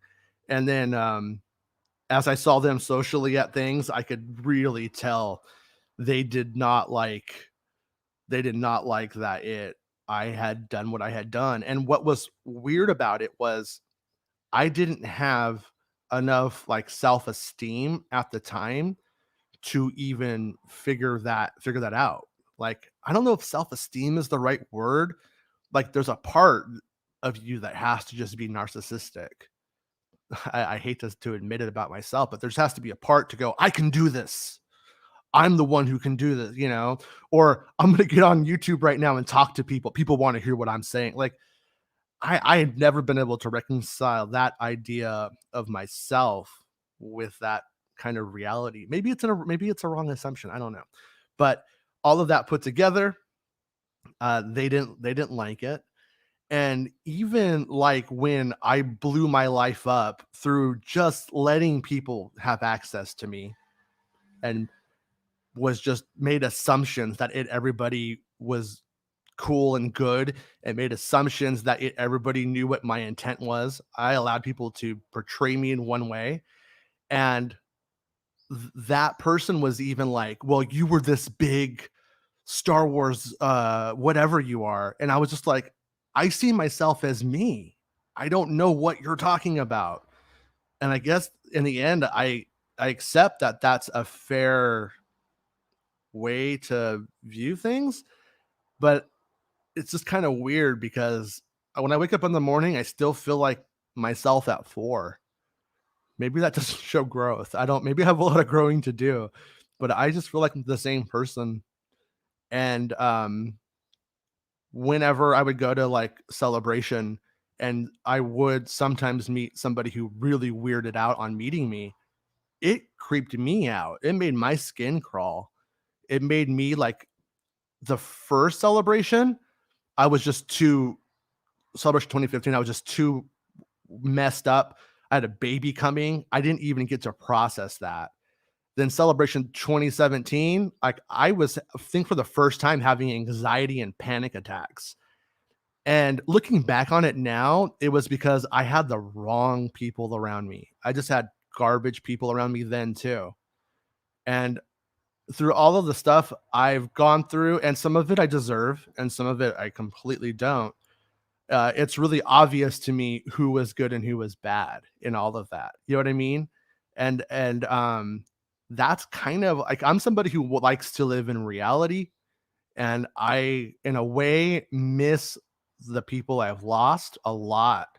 But then I think, you know what? I didn't have them. I didn't ever have them. They weren't really friends. They were people who wanted what I could do for them. And that is a huge fucking bummer, you know, especially like when all that shit blew up on me last year. A lot of them knew every aspect of it for months before any of that happened and then acted like, what? And I was just like, really? I hear about people who stuff like this happens to who really didn't deserve it. I've known some people who have had it happen who didn't deserve it, any of it. And they always have like really good people around them. And it's just like, man, I made some mistakes. Jason is the only reputable Star Wars spoiler source. All of the trades way before these YouTubers even existed just stole his drops, or if aren't included. Yeah, I mean, I don't know. I never want to say that. I mean, I think that anybody can do it right. I think other people have done it right. Bespin Bulletin is my, if I can't be my own Making Star Wars, Bespin Bulletin's my Making Star Wars. You know, I think the guy does a great job so far. And and no reason I don't, when I say so far, that sounds condescending. I think he's done a good job for a very long time. And I don't think there's any reason to think that that will change. And that is the most optimistic aspect of the future for me. You know what I mean? Is that somebody else was finally not grifting. Star Wars Post is still the only podcast I've ever done that wasn't my own. Interesting. You know, for some reason, I thought we had done something together with Papas, but I must be misremembering. This is incorrect. The Jedi are following the will of the Force. There's more than enough darkness out there that others follow that is about using the Force selfishly, not selflessly.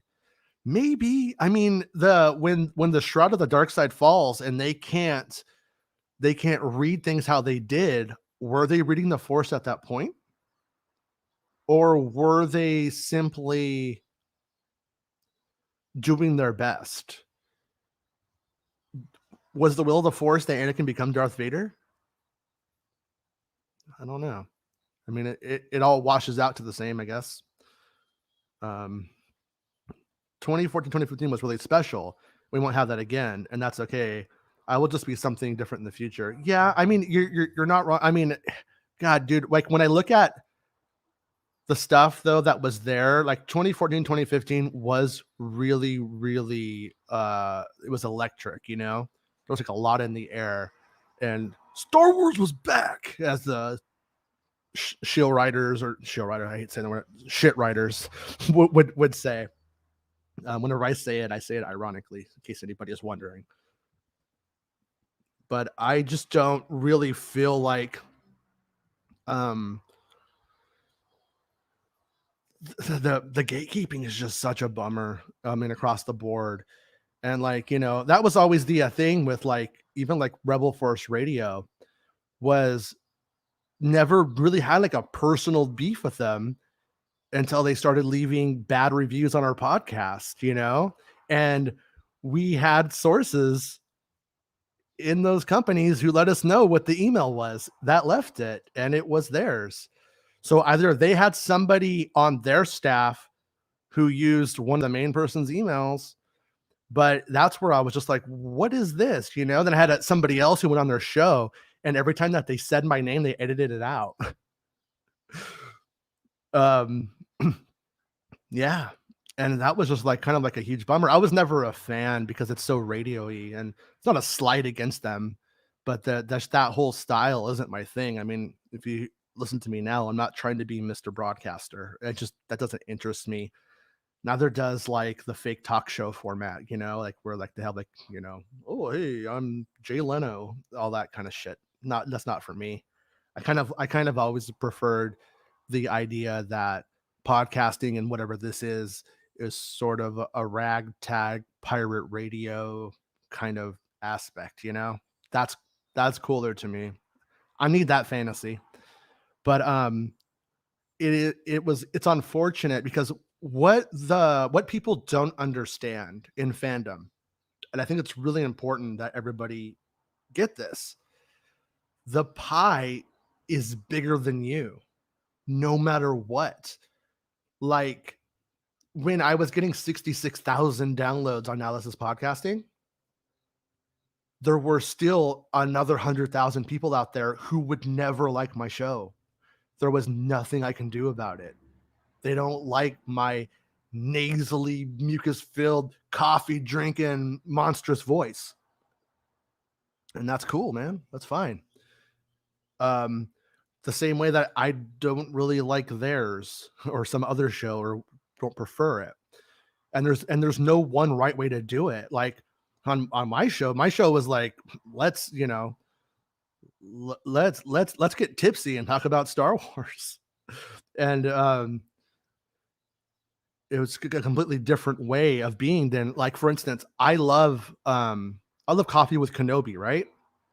I think Coffee with Kenobi is the most formal, good way you can do a Star Wars podcast. I'm not a formal guy. And I've never had any problems with Coffee with Kenobi, for the record. Like, I love that guy. That said, we were never in a competition. A competition never existed. And there never needed to be one. And we were always just clear on that. Like, we never said it. It never needed to be said. Our goals, our topics, like nothing was the same. And, you know, you get people who see me as competitive, right? Like I've been painted in that light. Not competitive. I didn't need to compete. What I was doing was such an individual thing.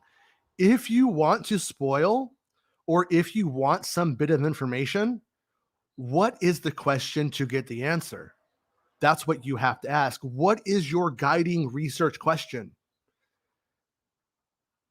I don't feel like anybody who ever considered me a competitor was asking the same questions. We weren't.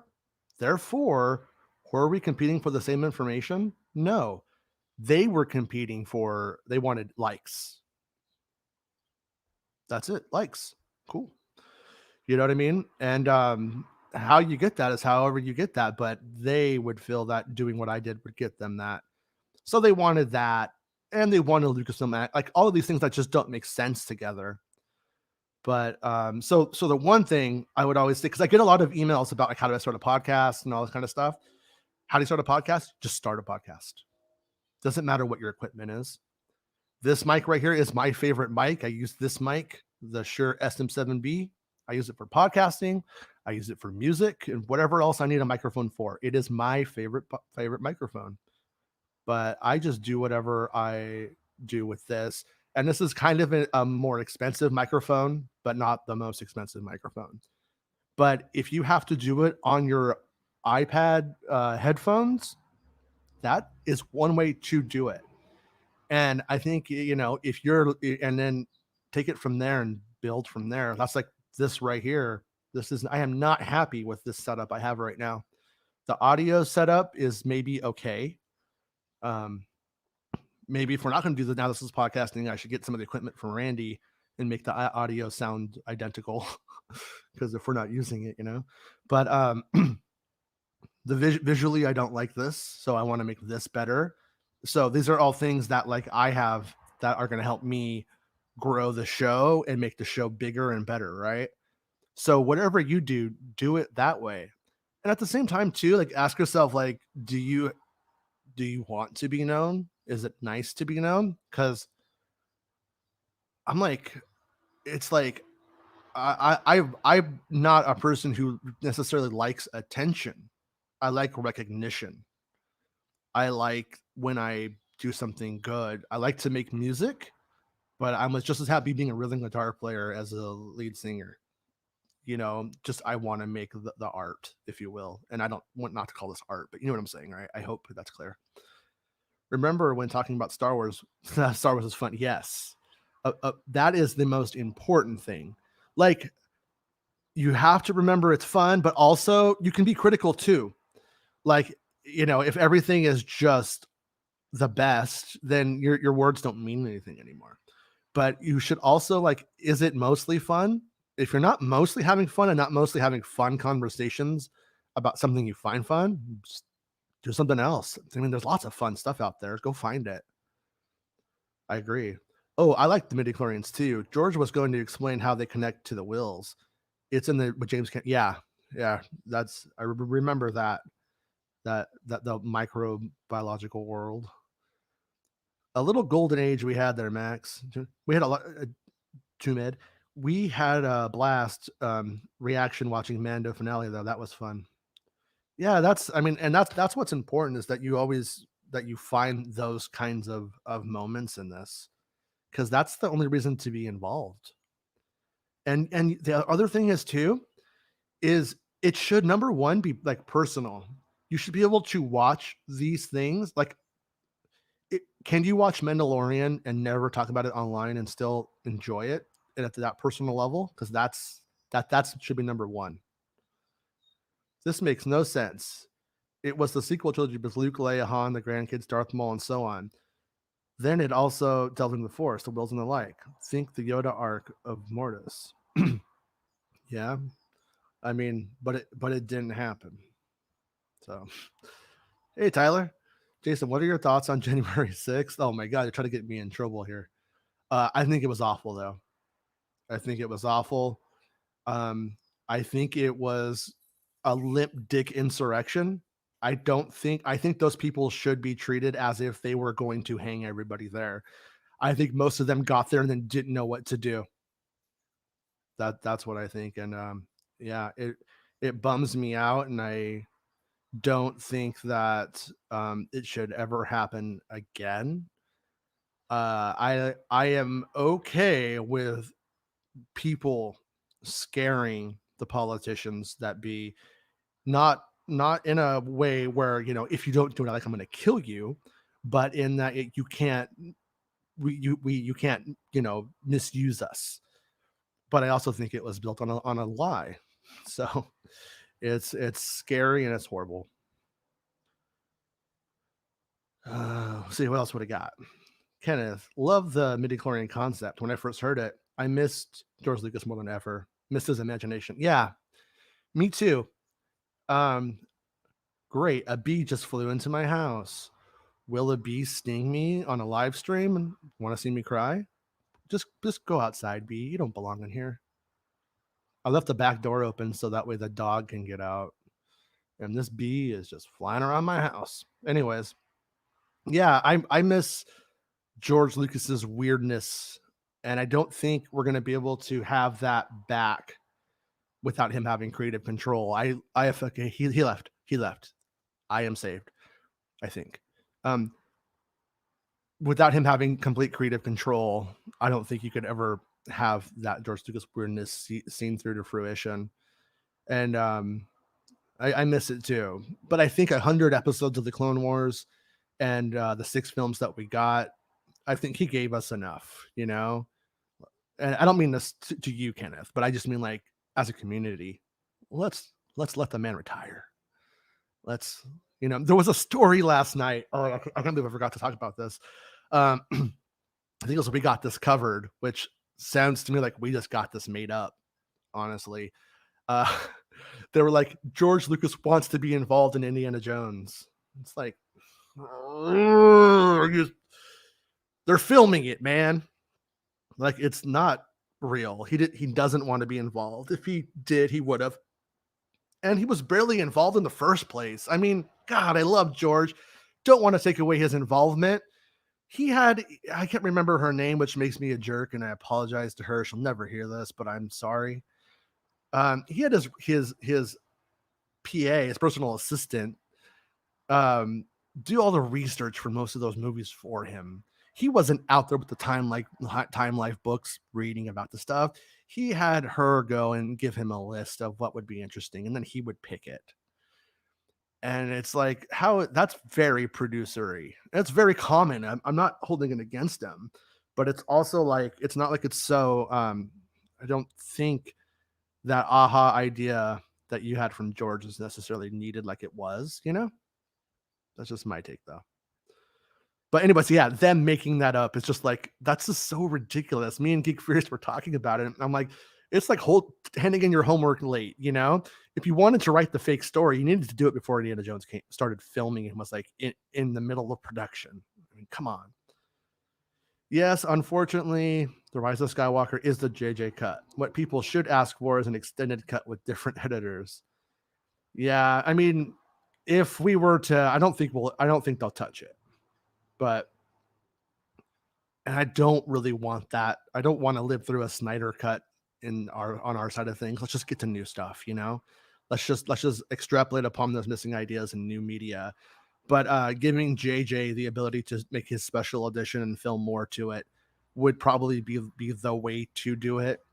Because ultimately, I think JJ didn't have enough time to process his ideas. I don't think there was enough time to make that movie. You got a puppet Cad Bane. That would be sick. Yeah, I agree. It would be. Hey, Dino. Do you think the Dark Disciple arc will be represented in Bad Batch? I'm not sure. I'm not sure how to take that. I will say that that's canon. So it's represented in a certain light. It surely is. You know what I mean? But I don't think that they'll retell anything like or redo anything or nullify it. You know what I mean? Because that would make that canon story not canon. What I would love, what I've always secretly wanted, is it was a novel. So there you go. But that would be such a good like mini one-off animated show, like how DC does those great Batman movies. I would love to see Dark Disciple done that way. I would love to see them start to do those too. Because like it would be great to see it in live action as well. But is that the best way to spend live action time and money? I don't think so. But I think that there's a lot of places you could go, a lot of unknown new places. So I doubt. Okay, I can tell you for a fact that is JJ's cut. It simply is. Those were, if you look at what I was releasing, you might be able to kind of guess how high up into production I was on that one. These were JJ's explicit changes. It is him. Will he? Maybe he'll deny it at some point, but I can tell you, that's all JJ, man. I swear. I promise you. I promise. Of anything I've ever released, this is the one thing I will die on a hill for. That is JJ's cut. Those were his choices. I can't specifically say if he felt any pressure to make those choices, but I am really under the very, very educated impression, to say the least. Those were JJ's choices. Why did you block me on Twitter after I sent you links debunking COVID? Probably because of that. Because COVID is very real. In fact, there are people in this very chat right now dealing with long COVID. And it sucks that some people can't see reality. I think the problem with George Lucas's sequel is that it's in the classic platonic perfection of the unrealized idea. Since it didn't happen, it's amazing in the minds of its defenders. Yeah, it is. It is. I mean, I love George Lucas. It would have been challenging. And look at the ways that the sequel trilogy did challenge, and look at the reaction to that challenge. People don't want to be challenged. They really, truly don't. I'm not saying it's not in their best interest. It is. It's in their best interest to be challenged as an audience, and it leads to growth. But I just don't think.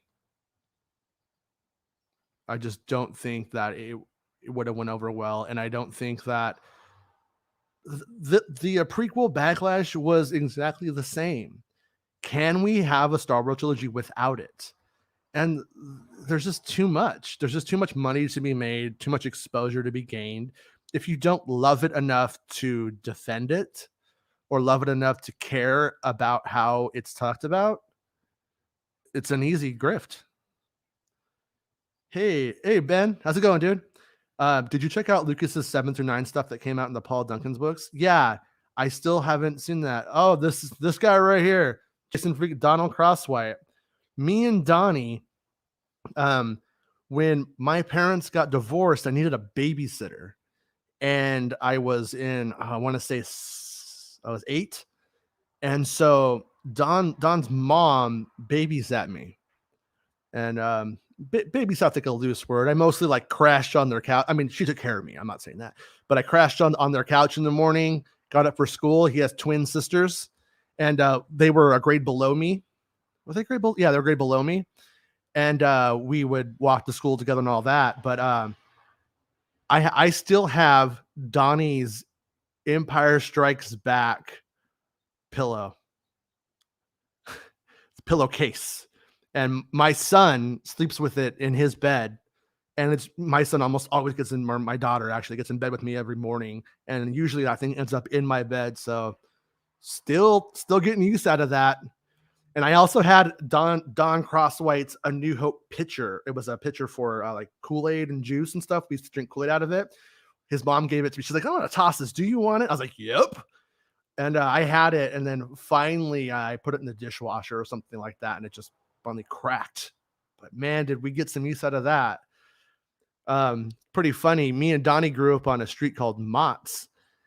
And we used to always play Star Wars and all that. He's a few years older than me, so we kind of like hit that point where it was like we were playing Star Wars, and then all of a sudden he's like giving me Depeche Mode records and stuff. So I was kind of like in this weird place. But my daughter right now, who's 6 years old, she is really into going on drives at dusk. It's just like I think she's going to be a little poet. And so I take her out, we'll go for a drive. And during COVID, it's something that we started doing together, and we talk and stuff, And I took her down to our old street where me and Donnie grew up. And I shared the story. There was this house, and I'm sure Donnie will remember this. It had some kind of basement dug into it. And we don't have basements out here. It was very abnormal. Who knows why? It was probably like for smuggling drugs or maybe illegal immigrants. Because it was a very kind of a poorer neighborhood that we lived in growing up. And they got busted. It was a big raid, and then the house just sat there. Ninja Turtles came out, and I was Donatello. I was wanted to be Donatello because you could just get a broomstick, right? But we went into this house, and we just fucking tore it down. At one point, we had like axes, but we're Ninja Turtles. I don't know why, but we were. And at one point, the house started going a little bit more like, and we ran out. And the house was torn down after that, obviously. But yeah, and I inherited a lot of Don Crosswhite's old Star Wars action figures. He passed them down to me because Don's like 4 years older than me. And at this point, when you're like 1986, you're not finding Star Wars stuff anymore. But yeah, we played real Ghostbusters. It was good times, like a lot of nostalgia with Donnie, and fun stuff. I want to enjoy the comics, but sometimes it's very hard to take. Yeah, I'm with you. That's the thing is the comic books, they just don't have that freedom to really do things as well as we like. That's what's good about Afra. Is it's a new character. It goes into places where who knows what's going to happen. It's when you deal with the main characters that it becomes kind of like weak. Ben looks like will be joining me tomorrow. That'd be good. Good to have you tomorrow, Ben. Channel member or starting Patreon with exclusive content. Yeah, I think if we do that, I think we'll start the channel members thing just on YouTube and just keep it easy, right? I don't think it is. Okay, sorry, I don't know. Hey, Dale. So here we go. Let's see. I'm buddies with Bespin, and the amount of people that are thirsty for scoops is insane. Yeah, I mean, Bespin's one of the best. I'm tired, but I'll probably watch the replay while I take a nap for work. I don't expect this to be going still. All right, yeah, Del, get sleep, dude. Yeah, the video wasn't going anywhere unless it ends abruptly like yesterday's because of technical difficulties, but we seem to be rocking, going ahead. I missed a whole hour. Del, get out of here. Just go to bed. One of the best things I've ever heard is, if you aren't good enough without it, you won't be good enough without. Yeah, it's true. Words to live by. See, Star Wars in game. A surprise to be sure, but when the stream is. Thanks, dude. Or dudette, or person, however you identify. I appreciate you showing up, and this is a lot more fun, like having this interaction. I'm actually sans me and Randy like doing what we did, and I wonder if Donnie remembers Randy. He came over the house a couple of times, like at the very end. Me and Randy became friends right as it was like, I didn't need a babysitter, obviously, but he lived in a better neighborhood eventually. And I went to school in his better neighborhood. And so I would still get dropped off there in the morning, get ready for school and go to school. And he met Randy a couple of times back then, but probably doesn't remember. Yeah, I'm not part of one side or the other of Star Wars. I made all different types of fans mad at me, laugh out loud. Yeah, I mean, people are going to get mad at people in fandom. And if you want to hold a grudge, it's kind of your loss. It's like that's your hate to carry. If people are going to do terrible things to each other, that's one thing. But what can you do? I mean, the biggest thing you could do is forgive somebody for something, right? I appreciate how you balance Star Wars lore with the realities of production. So many fans have no clue how things are actually made versus what they are seeing on screen or hearing from PR. Yeah, thanks, dude. I mean, that's one of the, like, as a kid, like, behind the scenes documentaries were like one of my favorite. Donnie probably remembers this. There was a Back to the Future behind the scenes documentary hosted by Leslie Nielsen that we recorded. We used to watch it all the time. And it was pretty funny because, like, in that one, it was a good mixture of those things. It really showed you how the movie was made. But then Bob Zemeckis said that hoverboards were real. And we were like, dude, he's got to be joking, right? But the way it was edited, you have no idea. Or maybe he just was so dry in it. But you could find that probably on YouTube. I did not mean to dunk on your site. No, it's perfectly a legitimate criticism. I don't really like it either, some aspects of that stuff. And I'm not a web designer either. So there's things about it I wish were a lot better. And down the road, I'll probably do a site redesign and try to make stuff a little bit cooler on that front. I lived for your spoilers leading up to TFA, Rogue One, The Last Jedi, etc. Now this podcasting is pure gold to me. Talking to a Star Wars was fun then. Thanks for that era. Hey, thanks, man. I appreciate that. And hopefully we have more good eras, I think the future looks cool. While it was lucrative to have all that hype around The Force Awakens, right? It really was. I have a feeling the future of Star Wars is going to be a little bit cooler in that we won't have the same kinds of issues where you have I don't know, what do you call them? I don't want to sound like Job from Arrested Development. You know how he calls them how they do that? Like, what do you call like looky-loos who come in when Star Wars is big and then leave when it's not? I don't know what you call those people, but we don't think we're going to have that like on Acolyte or even Taika's film, but it's probably going to be a good film. That's probably going to be a fun film. So it's like that kind of electricity probably won't be there, which and you can't manufacture that, but you never know, man. Like something really cool might happen. Like there might just Taika's thing might be the best thing that ever happened. For instance, I'm not saying it will be. I don't know. But you never know what's going to be a phenomenon. You never know what's going to be Baby Yoda. You never know any of that stuff. It's all a guess. I used to link to your site as an example of real Star Wars news. Thank you. And even today, when somebody runs a spoiler that I think might be legit, but I don't know, I'll still give them the benefit of the doubt because I don't want to be a gatekeeper. I don't want it to seem like I feel like I'm the only one who knows what's up or whatever. Um, but I will also never run something that I don't think has the ability to be real. And that's where I think people suck. And at the same time, I was watching Lou Elizondo, the UFO guy, on a podcast last night, and he was like, when we meet with major media, one of the things that they would tell me is this is a business. And it's like that's what's true about covering things on the internet. Like, and at my own personal sacrifice, I decided to not do that. I would make so much more money if every time somebody said George Lucas wants to make Indiana Jones 5, I covered it as if it was possibly legit. At the same time, I want the respect of being um, of my analysis being strong enough that maybe it what I put up there has a chance, but I'll always say when I don't know and when I do know, you know what I mean, that kind of stuff.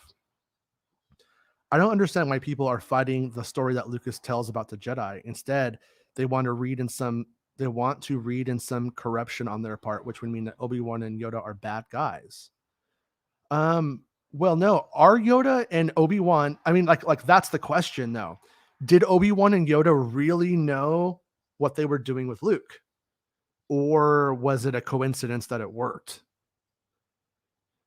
Were they hoping that it through some divine intervention, Luke would be able to kill them and save the galaxy and defeat them with this sword?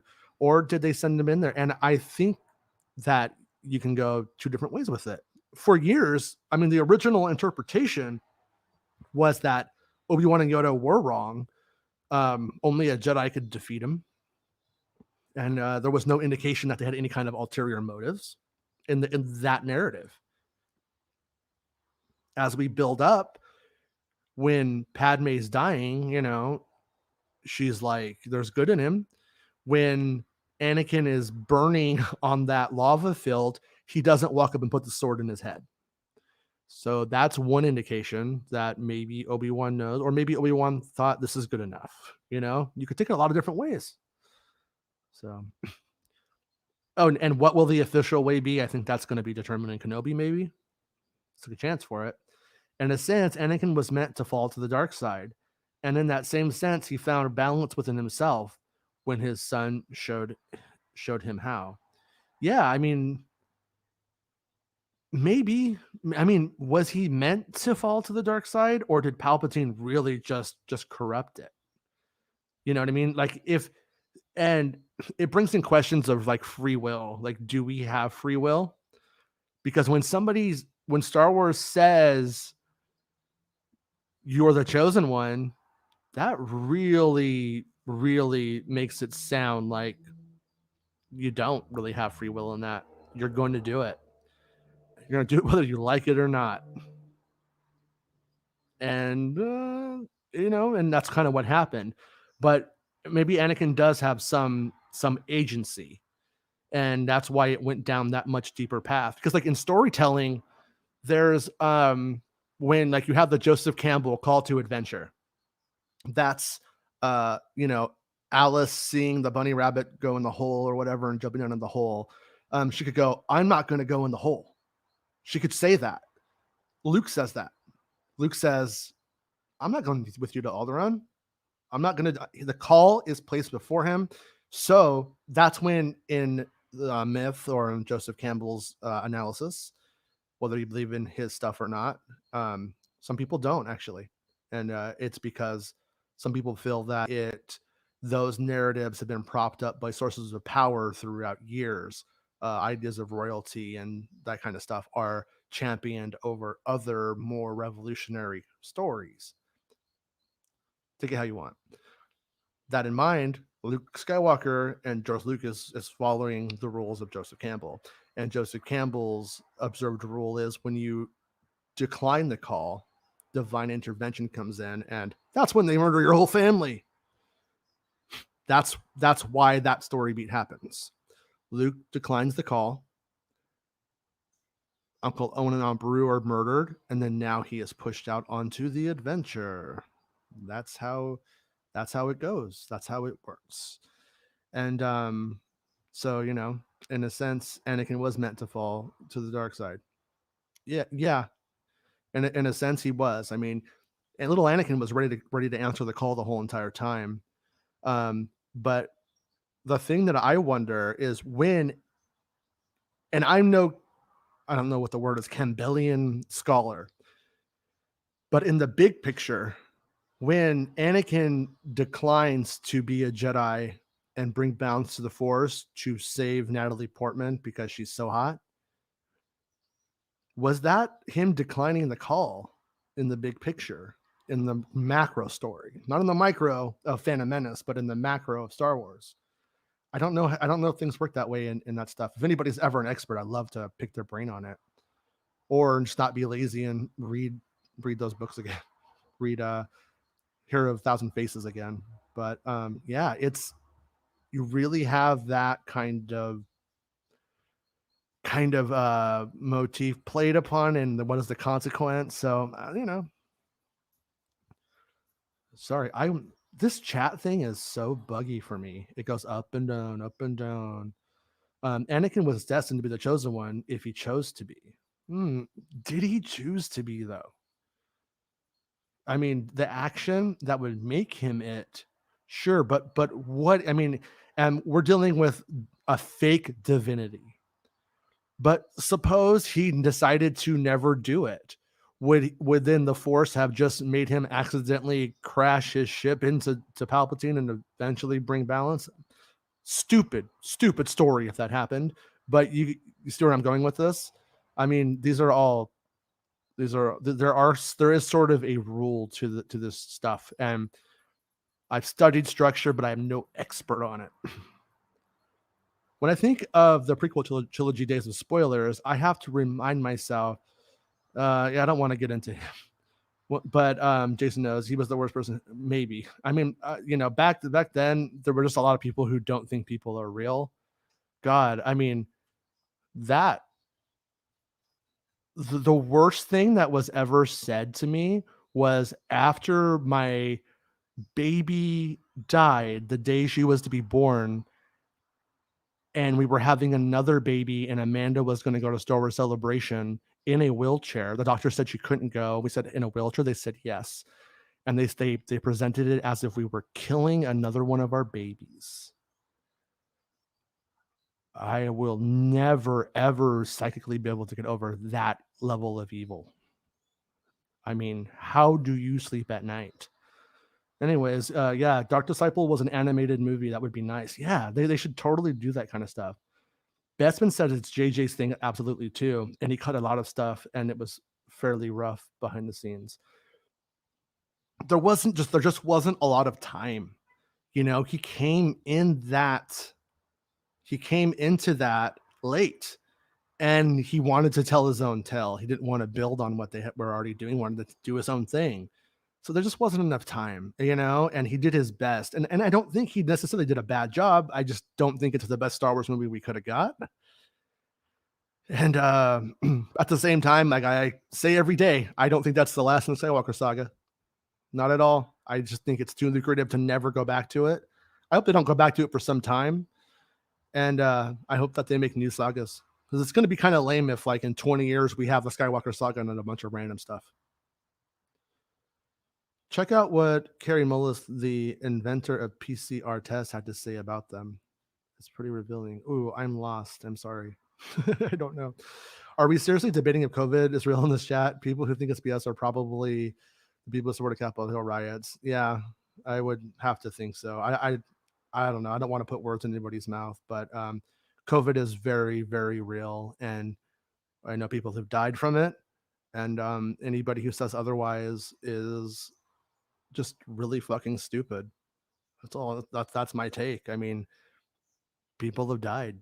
People I know have died. People, like I said in this chat, I don't want you to say it was you because I don't want you getting any crap, but are dealing with long COVID, more than one. It's very real. I'm just sorry, but I know the internet can feel fake. And sometimes, if things don't touch you in a certain way, it doesn't seem real, but it really is. I mean, people who acted in the Star Wars movies who were not super unhealthy died. It's strange to me. But you know, I have a feeling that this is my deep analysis here, is that people think as capitalists that they always have a choice. This isn't an attack on capitalism either, but you've Coke or Pepsi. If that's as deep as your life has been for forever, then you think you can pick which facts are real. And you think everything is a capitalistic choice in that same way. And I just don't think that is true. It sucks. I mean, I'm a pretty liberal guy, and the right is not always wrong. I can say that. It can not be what I want, but it can be the truth. And it goes both ways. Reality is reality. So there will be some new boss at Disney down the road, and they are going to do a Skywalker thing. That's what I've always said to Max. I'm right there with you, dude. I mean, especially like if you're missing it, because at some point we're all going to miss it. At some point we're going to be like, man, I want that Skywalker saga back. I want to know what else happens next. And I gotta say, to go back to the beginning of the chat when when it was asked, will we ever see Ben again, or will Ben come back in some way? Maybe that's the story to like do it. You know what I mean? Maybe another trilogy about the resurrection of Ben, and maybe how that plays into solving because we still haven't, in the Skywalker saga, we were once again left almost where they left us, and that can be a criticism of the sequel trilogy. It didn't end. I mean, there was the possibility that Finn and Poe and Rey were all going to be awakened when the Force awoke, and that with that, we were going to have more Jedi and a new generation of early Jedi, a new order popping up. They didn't do it, and the Skywalker saga could still inhabit that, and the resurrection of Ben and the Jedi Order being truly restored on screen, and at the end of it, here it is. It exists. The Republic is back, and you could see it, which I felt like should have happened at the end of 9 in some certain ways. I really think of all of the ways that Abrams broke convention. He did flashbacks for the first time in the episodic Star Wars movie. Well, that was the time to maybe do the flash forwards, but they didn't, and I think that's telling. So most of the discussion about COVID isn't about the virus, real or not. This is a misrepresentation. Yeah, sure. I mean, yeah, it just it really sucks because like like right now it sucks because like I'm vaccinated. I want to go to Disneyland really bad. I want to go to Galaxy's Edge. My kids aren't vaccinated. If they get it, they'll probably be fine. They'll probably just be sick. We were sick like 2 weeks ago. I started to wonder if it was, COVID, but it wasn't. I have family members who got it really badly, lost sense of smell and taste, and like it took a long time for it to return. We didn't have any of that, so I'm pretty convinced that it wasn't. But I want to go to Disneyland, but my 6-year-old and my 7-year-old can't. They're not vaccinated, and I'm just not willing to risk their health for Space Mountain. Wouldn't that be stupid? How would I live with myself if there's kids who had their teeth fall out and different reactions to it? And somebody in the chat sent me an article yesterday who was dealing with long COVID about how it's affecting the I think it was gray matter in the mind, and there's signs of dementia from it and all kinds of things. So I am treating it super serious.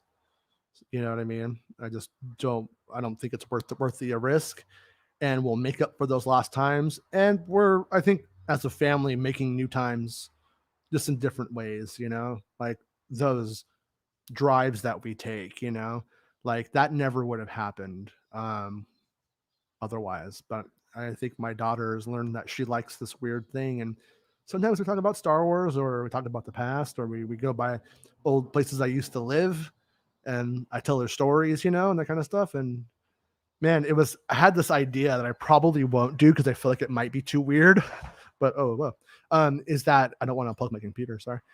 Is that I lived in the best neighborhood ever for Star Wars as a 5-year-old, or between like ages 2 and 5. And I lived like in the cul-de-sac, and it was an apartment complex. No one was super rich there, There was this end of it. It's kind of like, the cul-de-sac U, and in that U, in the top, in the belly of the U, was some trees and some grass and dirt, and everyone would bring their Star Wars toys. X-Wing fighters. This is like original trilogy era. We would like dig in the dirt. We'd fill it up with water and make trenches and moats and stuff like that. And I had the Ewok village, and other kids had them too, and we put them together and make big Ewok villages. And even today, like I think that was such a one-off experience. Like my kids, they would rather me buy them Fortnite character skins. My son and my daughter appreciate the Fortnite skins more than the Star Wars figures. That's kids today. And their version of that same thing is different than mine, but man, was that amazing. But I thought about going back to that neighborhood and just holding up the phone or something and shooting, because I took my daughter there. It's pretty quiet now. And like showing it, because like there's this apartment I lived is where I walked down the stairs and I saw a kid at the stairs at the bottom of the steps playing with the AT-ST driver. Sorry, AT-AT driver. AT-AT if you're one of those guys. And that's when I was like, I want that. That's when I like knew that's for me. That is the coolest little dude I've ever seen, and I want that spaceman. And I think that dopamine high of seeing that and playing with those kids, I think, is kind of like where I got addicted to like Star Wars, and where it really came alive for me. Hopefully you get thermosis. Oh well, I'm magnetic. I mean, like if you are wondering, like, see, look at it, it's sticking to my skin. Oh look, I pulled this drink to me. I only live once. So yeah, the article about gray matter in the brain, what's interesting is how it seems to affect a lot of communication skills. Yeah.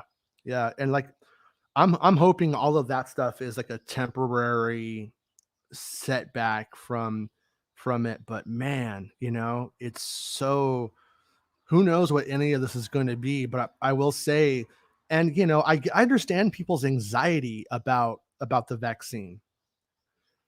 Some people who don't really understand how it developed think it wasn't tested long enough, and it was just a more extensive test, and it was done a lot faster and a lot bigger with less red tape.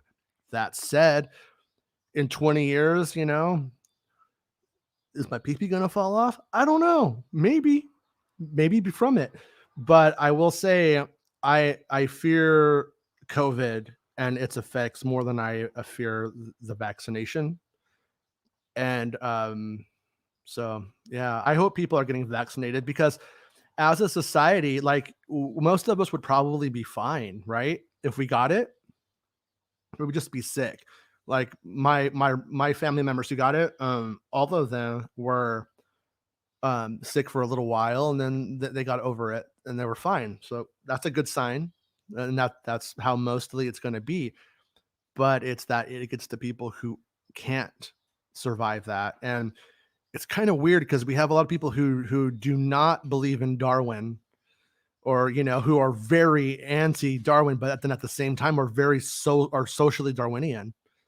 And that scares me because, I think that, yeah, a healthy, good society protects its weakest. And that's what I that's what I fear the most.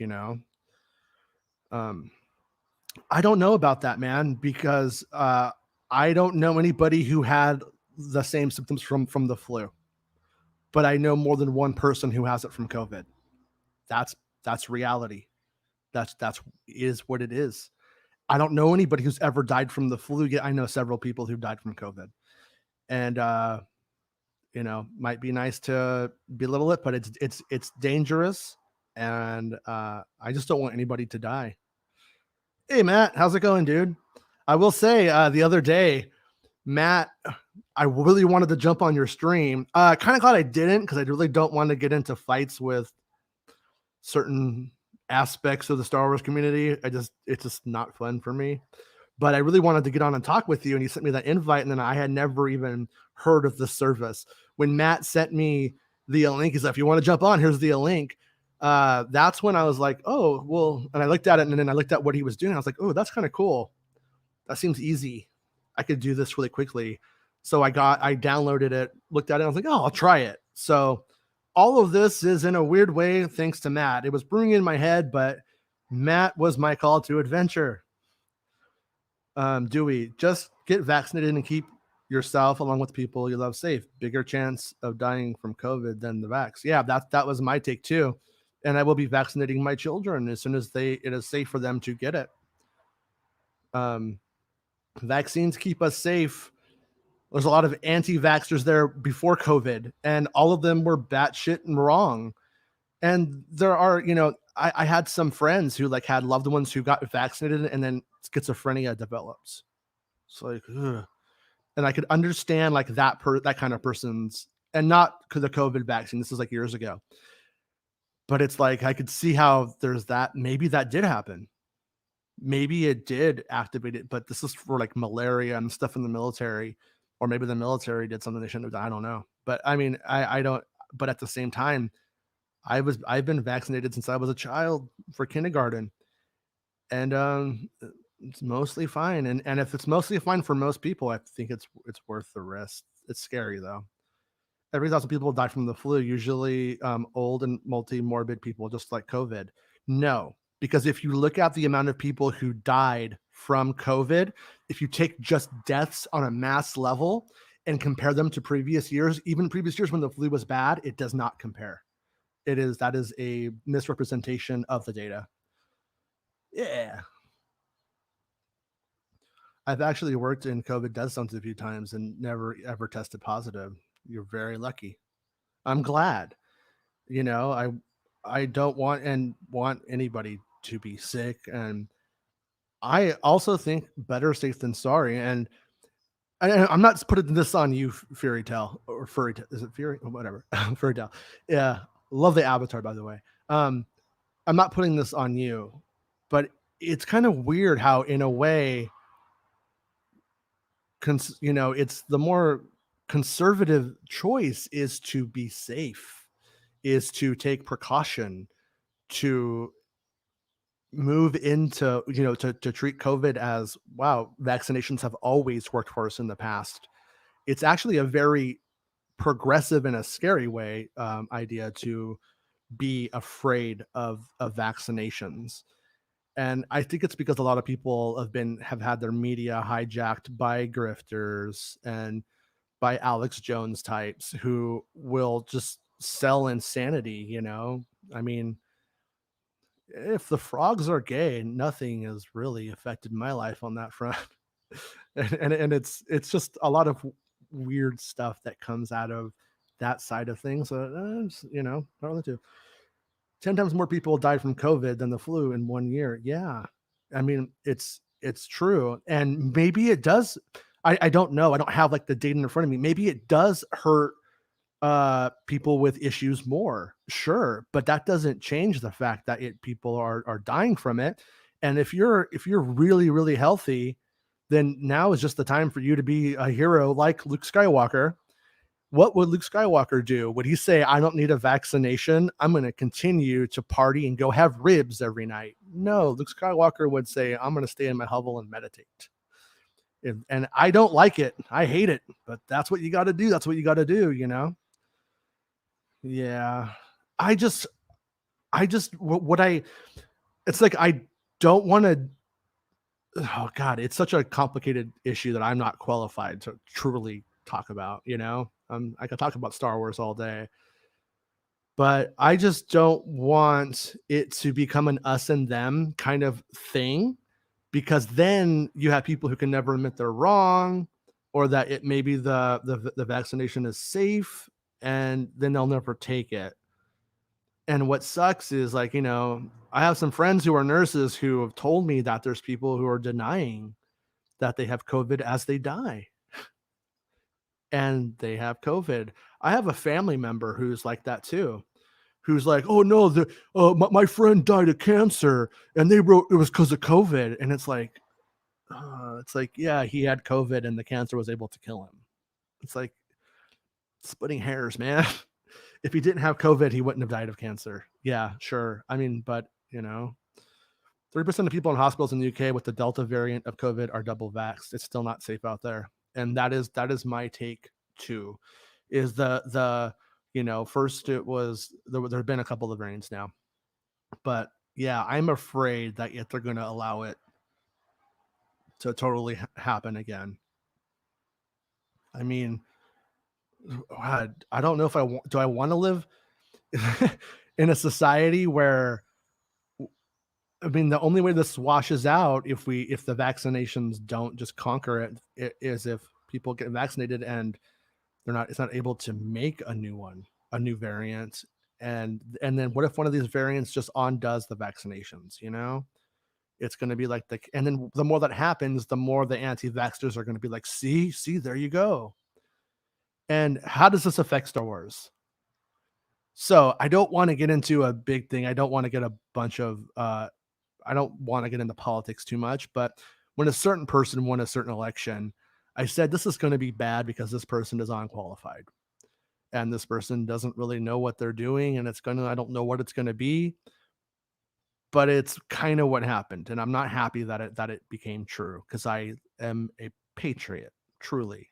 I want my country to succeed.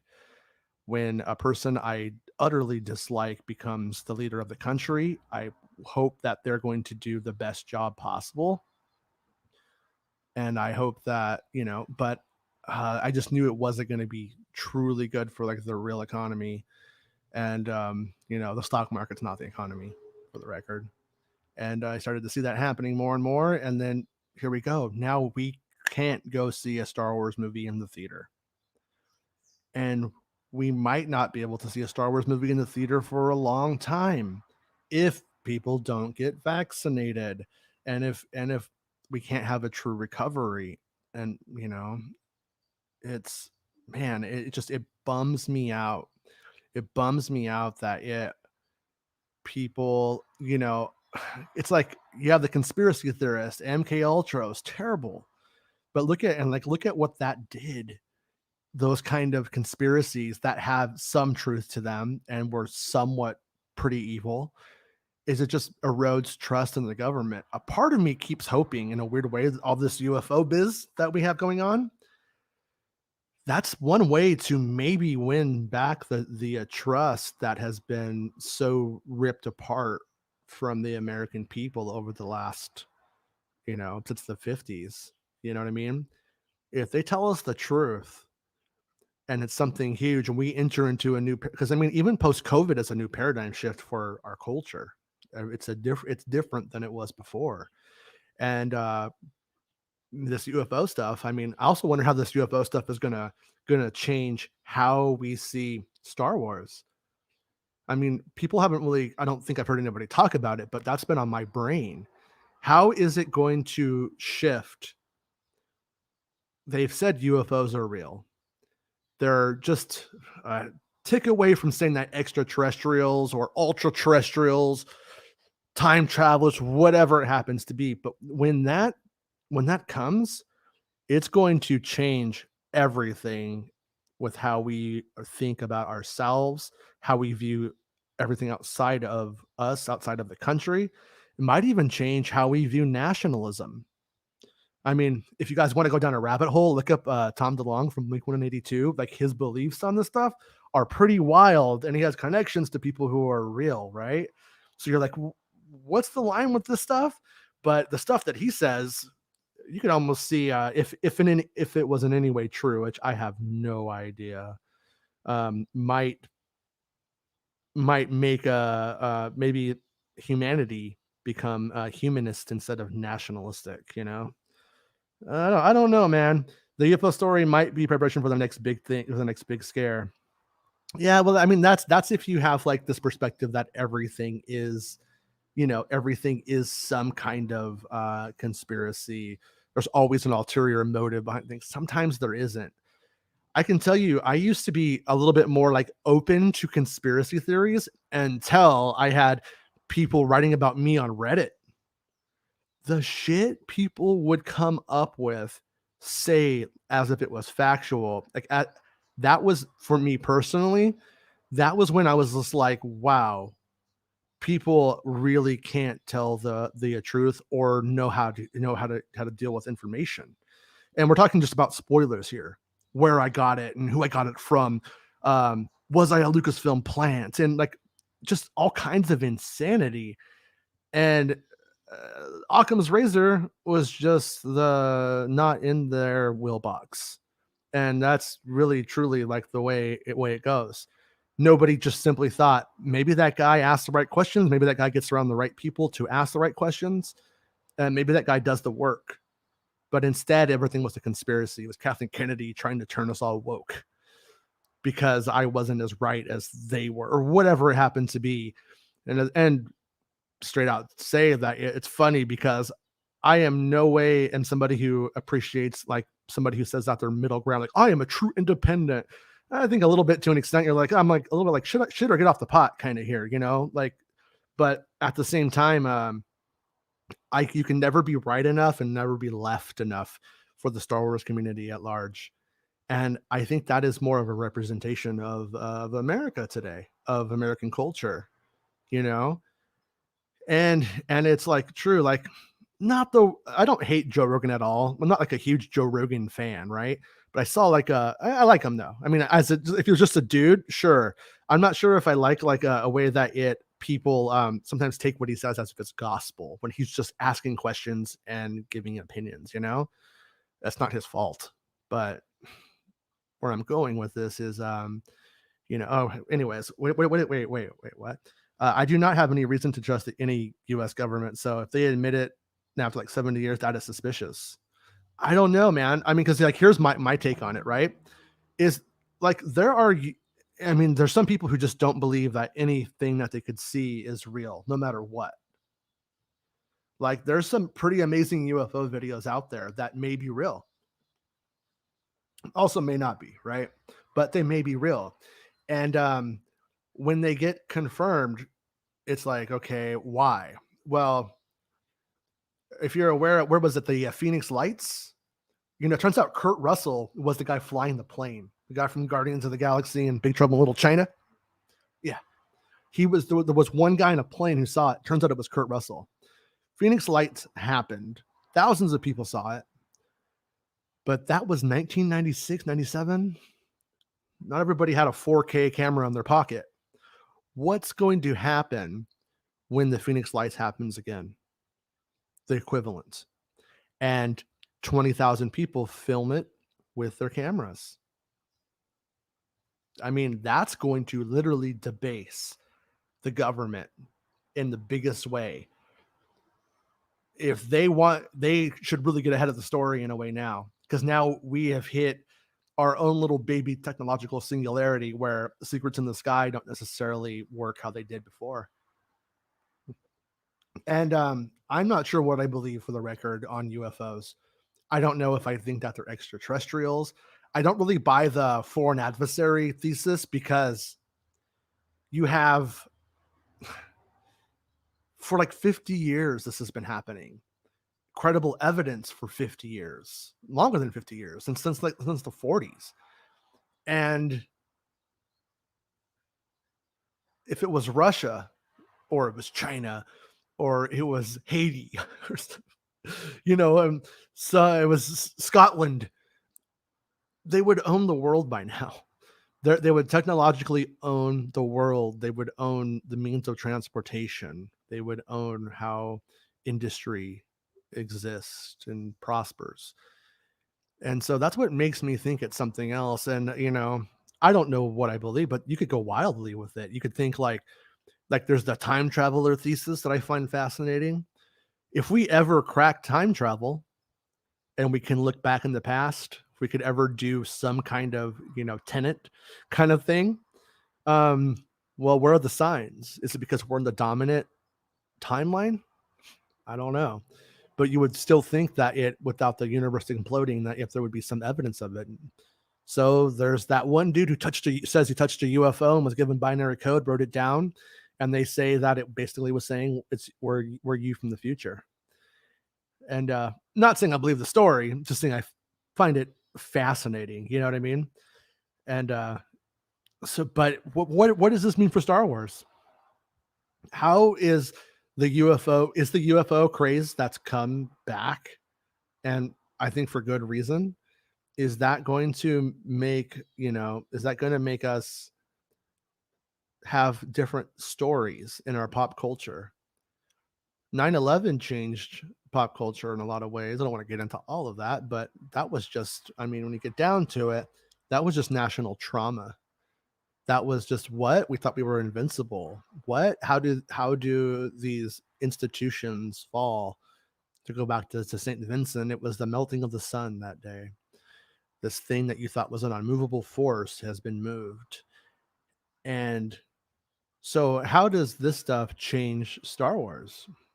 You know? And in a weird way, the High Republic stuff being about going out into the wilderness of the Star Wars universe might make that avenue more appealing to consumers than we ever thought before. But I think we're going to wrap this one up because now I have gone totally off topic and I'm on a whole new subject of UFOs. I should make my own UFO show. No, I don't think I have the recall for UFO stuff in Star Wars to be able to do all those things together. But anybody ever wants to talk about UFOs? All right, now I'm on a kick, you know? And I hope that, everyone is staying safe. And I really mostly want to talk about Star Wars in this stream, but we're all living people and we're going to talk about life. So we will talk about life here sometimes. And I let this one go a bit extra because yesterday was a bit less because of the technical difficulties. But I hope everybody has a really good rest of their, was it Tuesday already? Tuesday. And if you have any Star Wars questions that you want to see answered on the show and you can't make the stream, make sure you send them to me. DM them to me on Twitter. When I got some Boba news that I could report, I will totally hit on it, Robert. Promise, dude. It was like I said, I saw a lot of sets from Boba, a lot of stuff, a lot of Tatooine jazz mostly. And so that one was more under wraps because people thought it was going to be Mando for a time. So maybe wonder if those Naboo starfighters were made for it, but I was told that the Naboo starfighters were made for Mandalorian season 3. So unless they didn't know what they were making them for, maybe we'll see some of those Mandalorian starfighters in a flashback with a younger Boba or something, or a different story. I don't know, but hopefully soon, dude. I mean, I can never promise anything. I never know when I'm going to be able to report. It's always an honor when I'm able to. So when I can, I will. And but if you have any ideas of discussion topics, send them my way. Like the show, I don't know if that even really helps, but like it if you do. Share it if you can. And we continue to grow this. We'll continue to do this. And if you have any thoughts on the concept of a channel member kind of thing, let me know how you feel about that stuff. I'm not good at asking for cash. I'm not good at asking for money. I'm not sure how the super chats business works, but if that's something that I should start doing, let me know if you think that's a good idea, and we'll take it from there. And I'll see you guys all on the next episode of the Making Star Wars Show.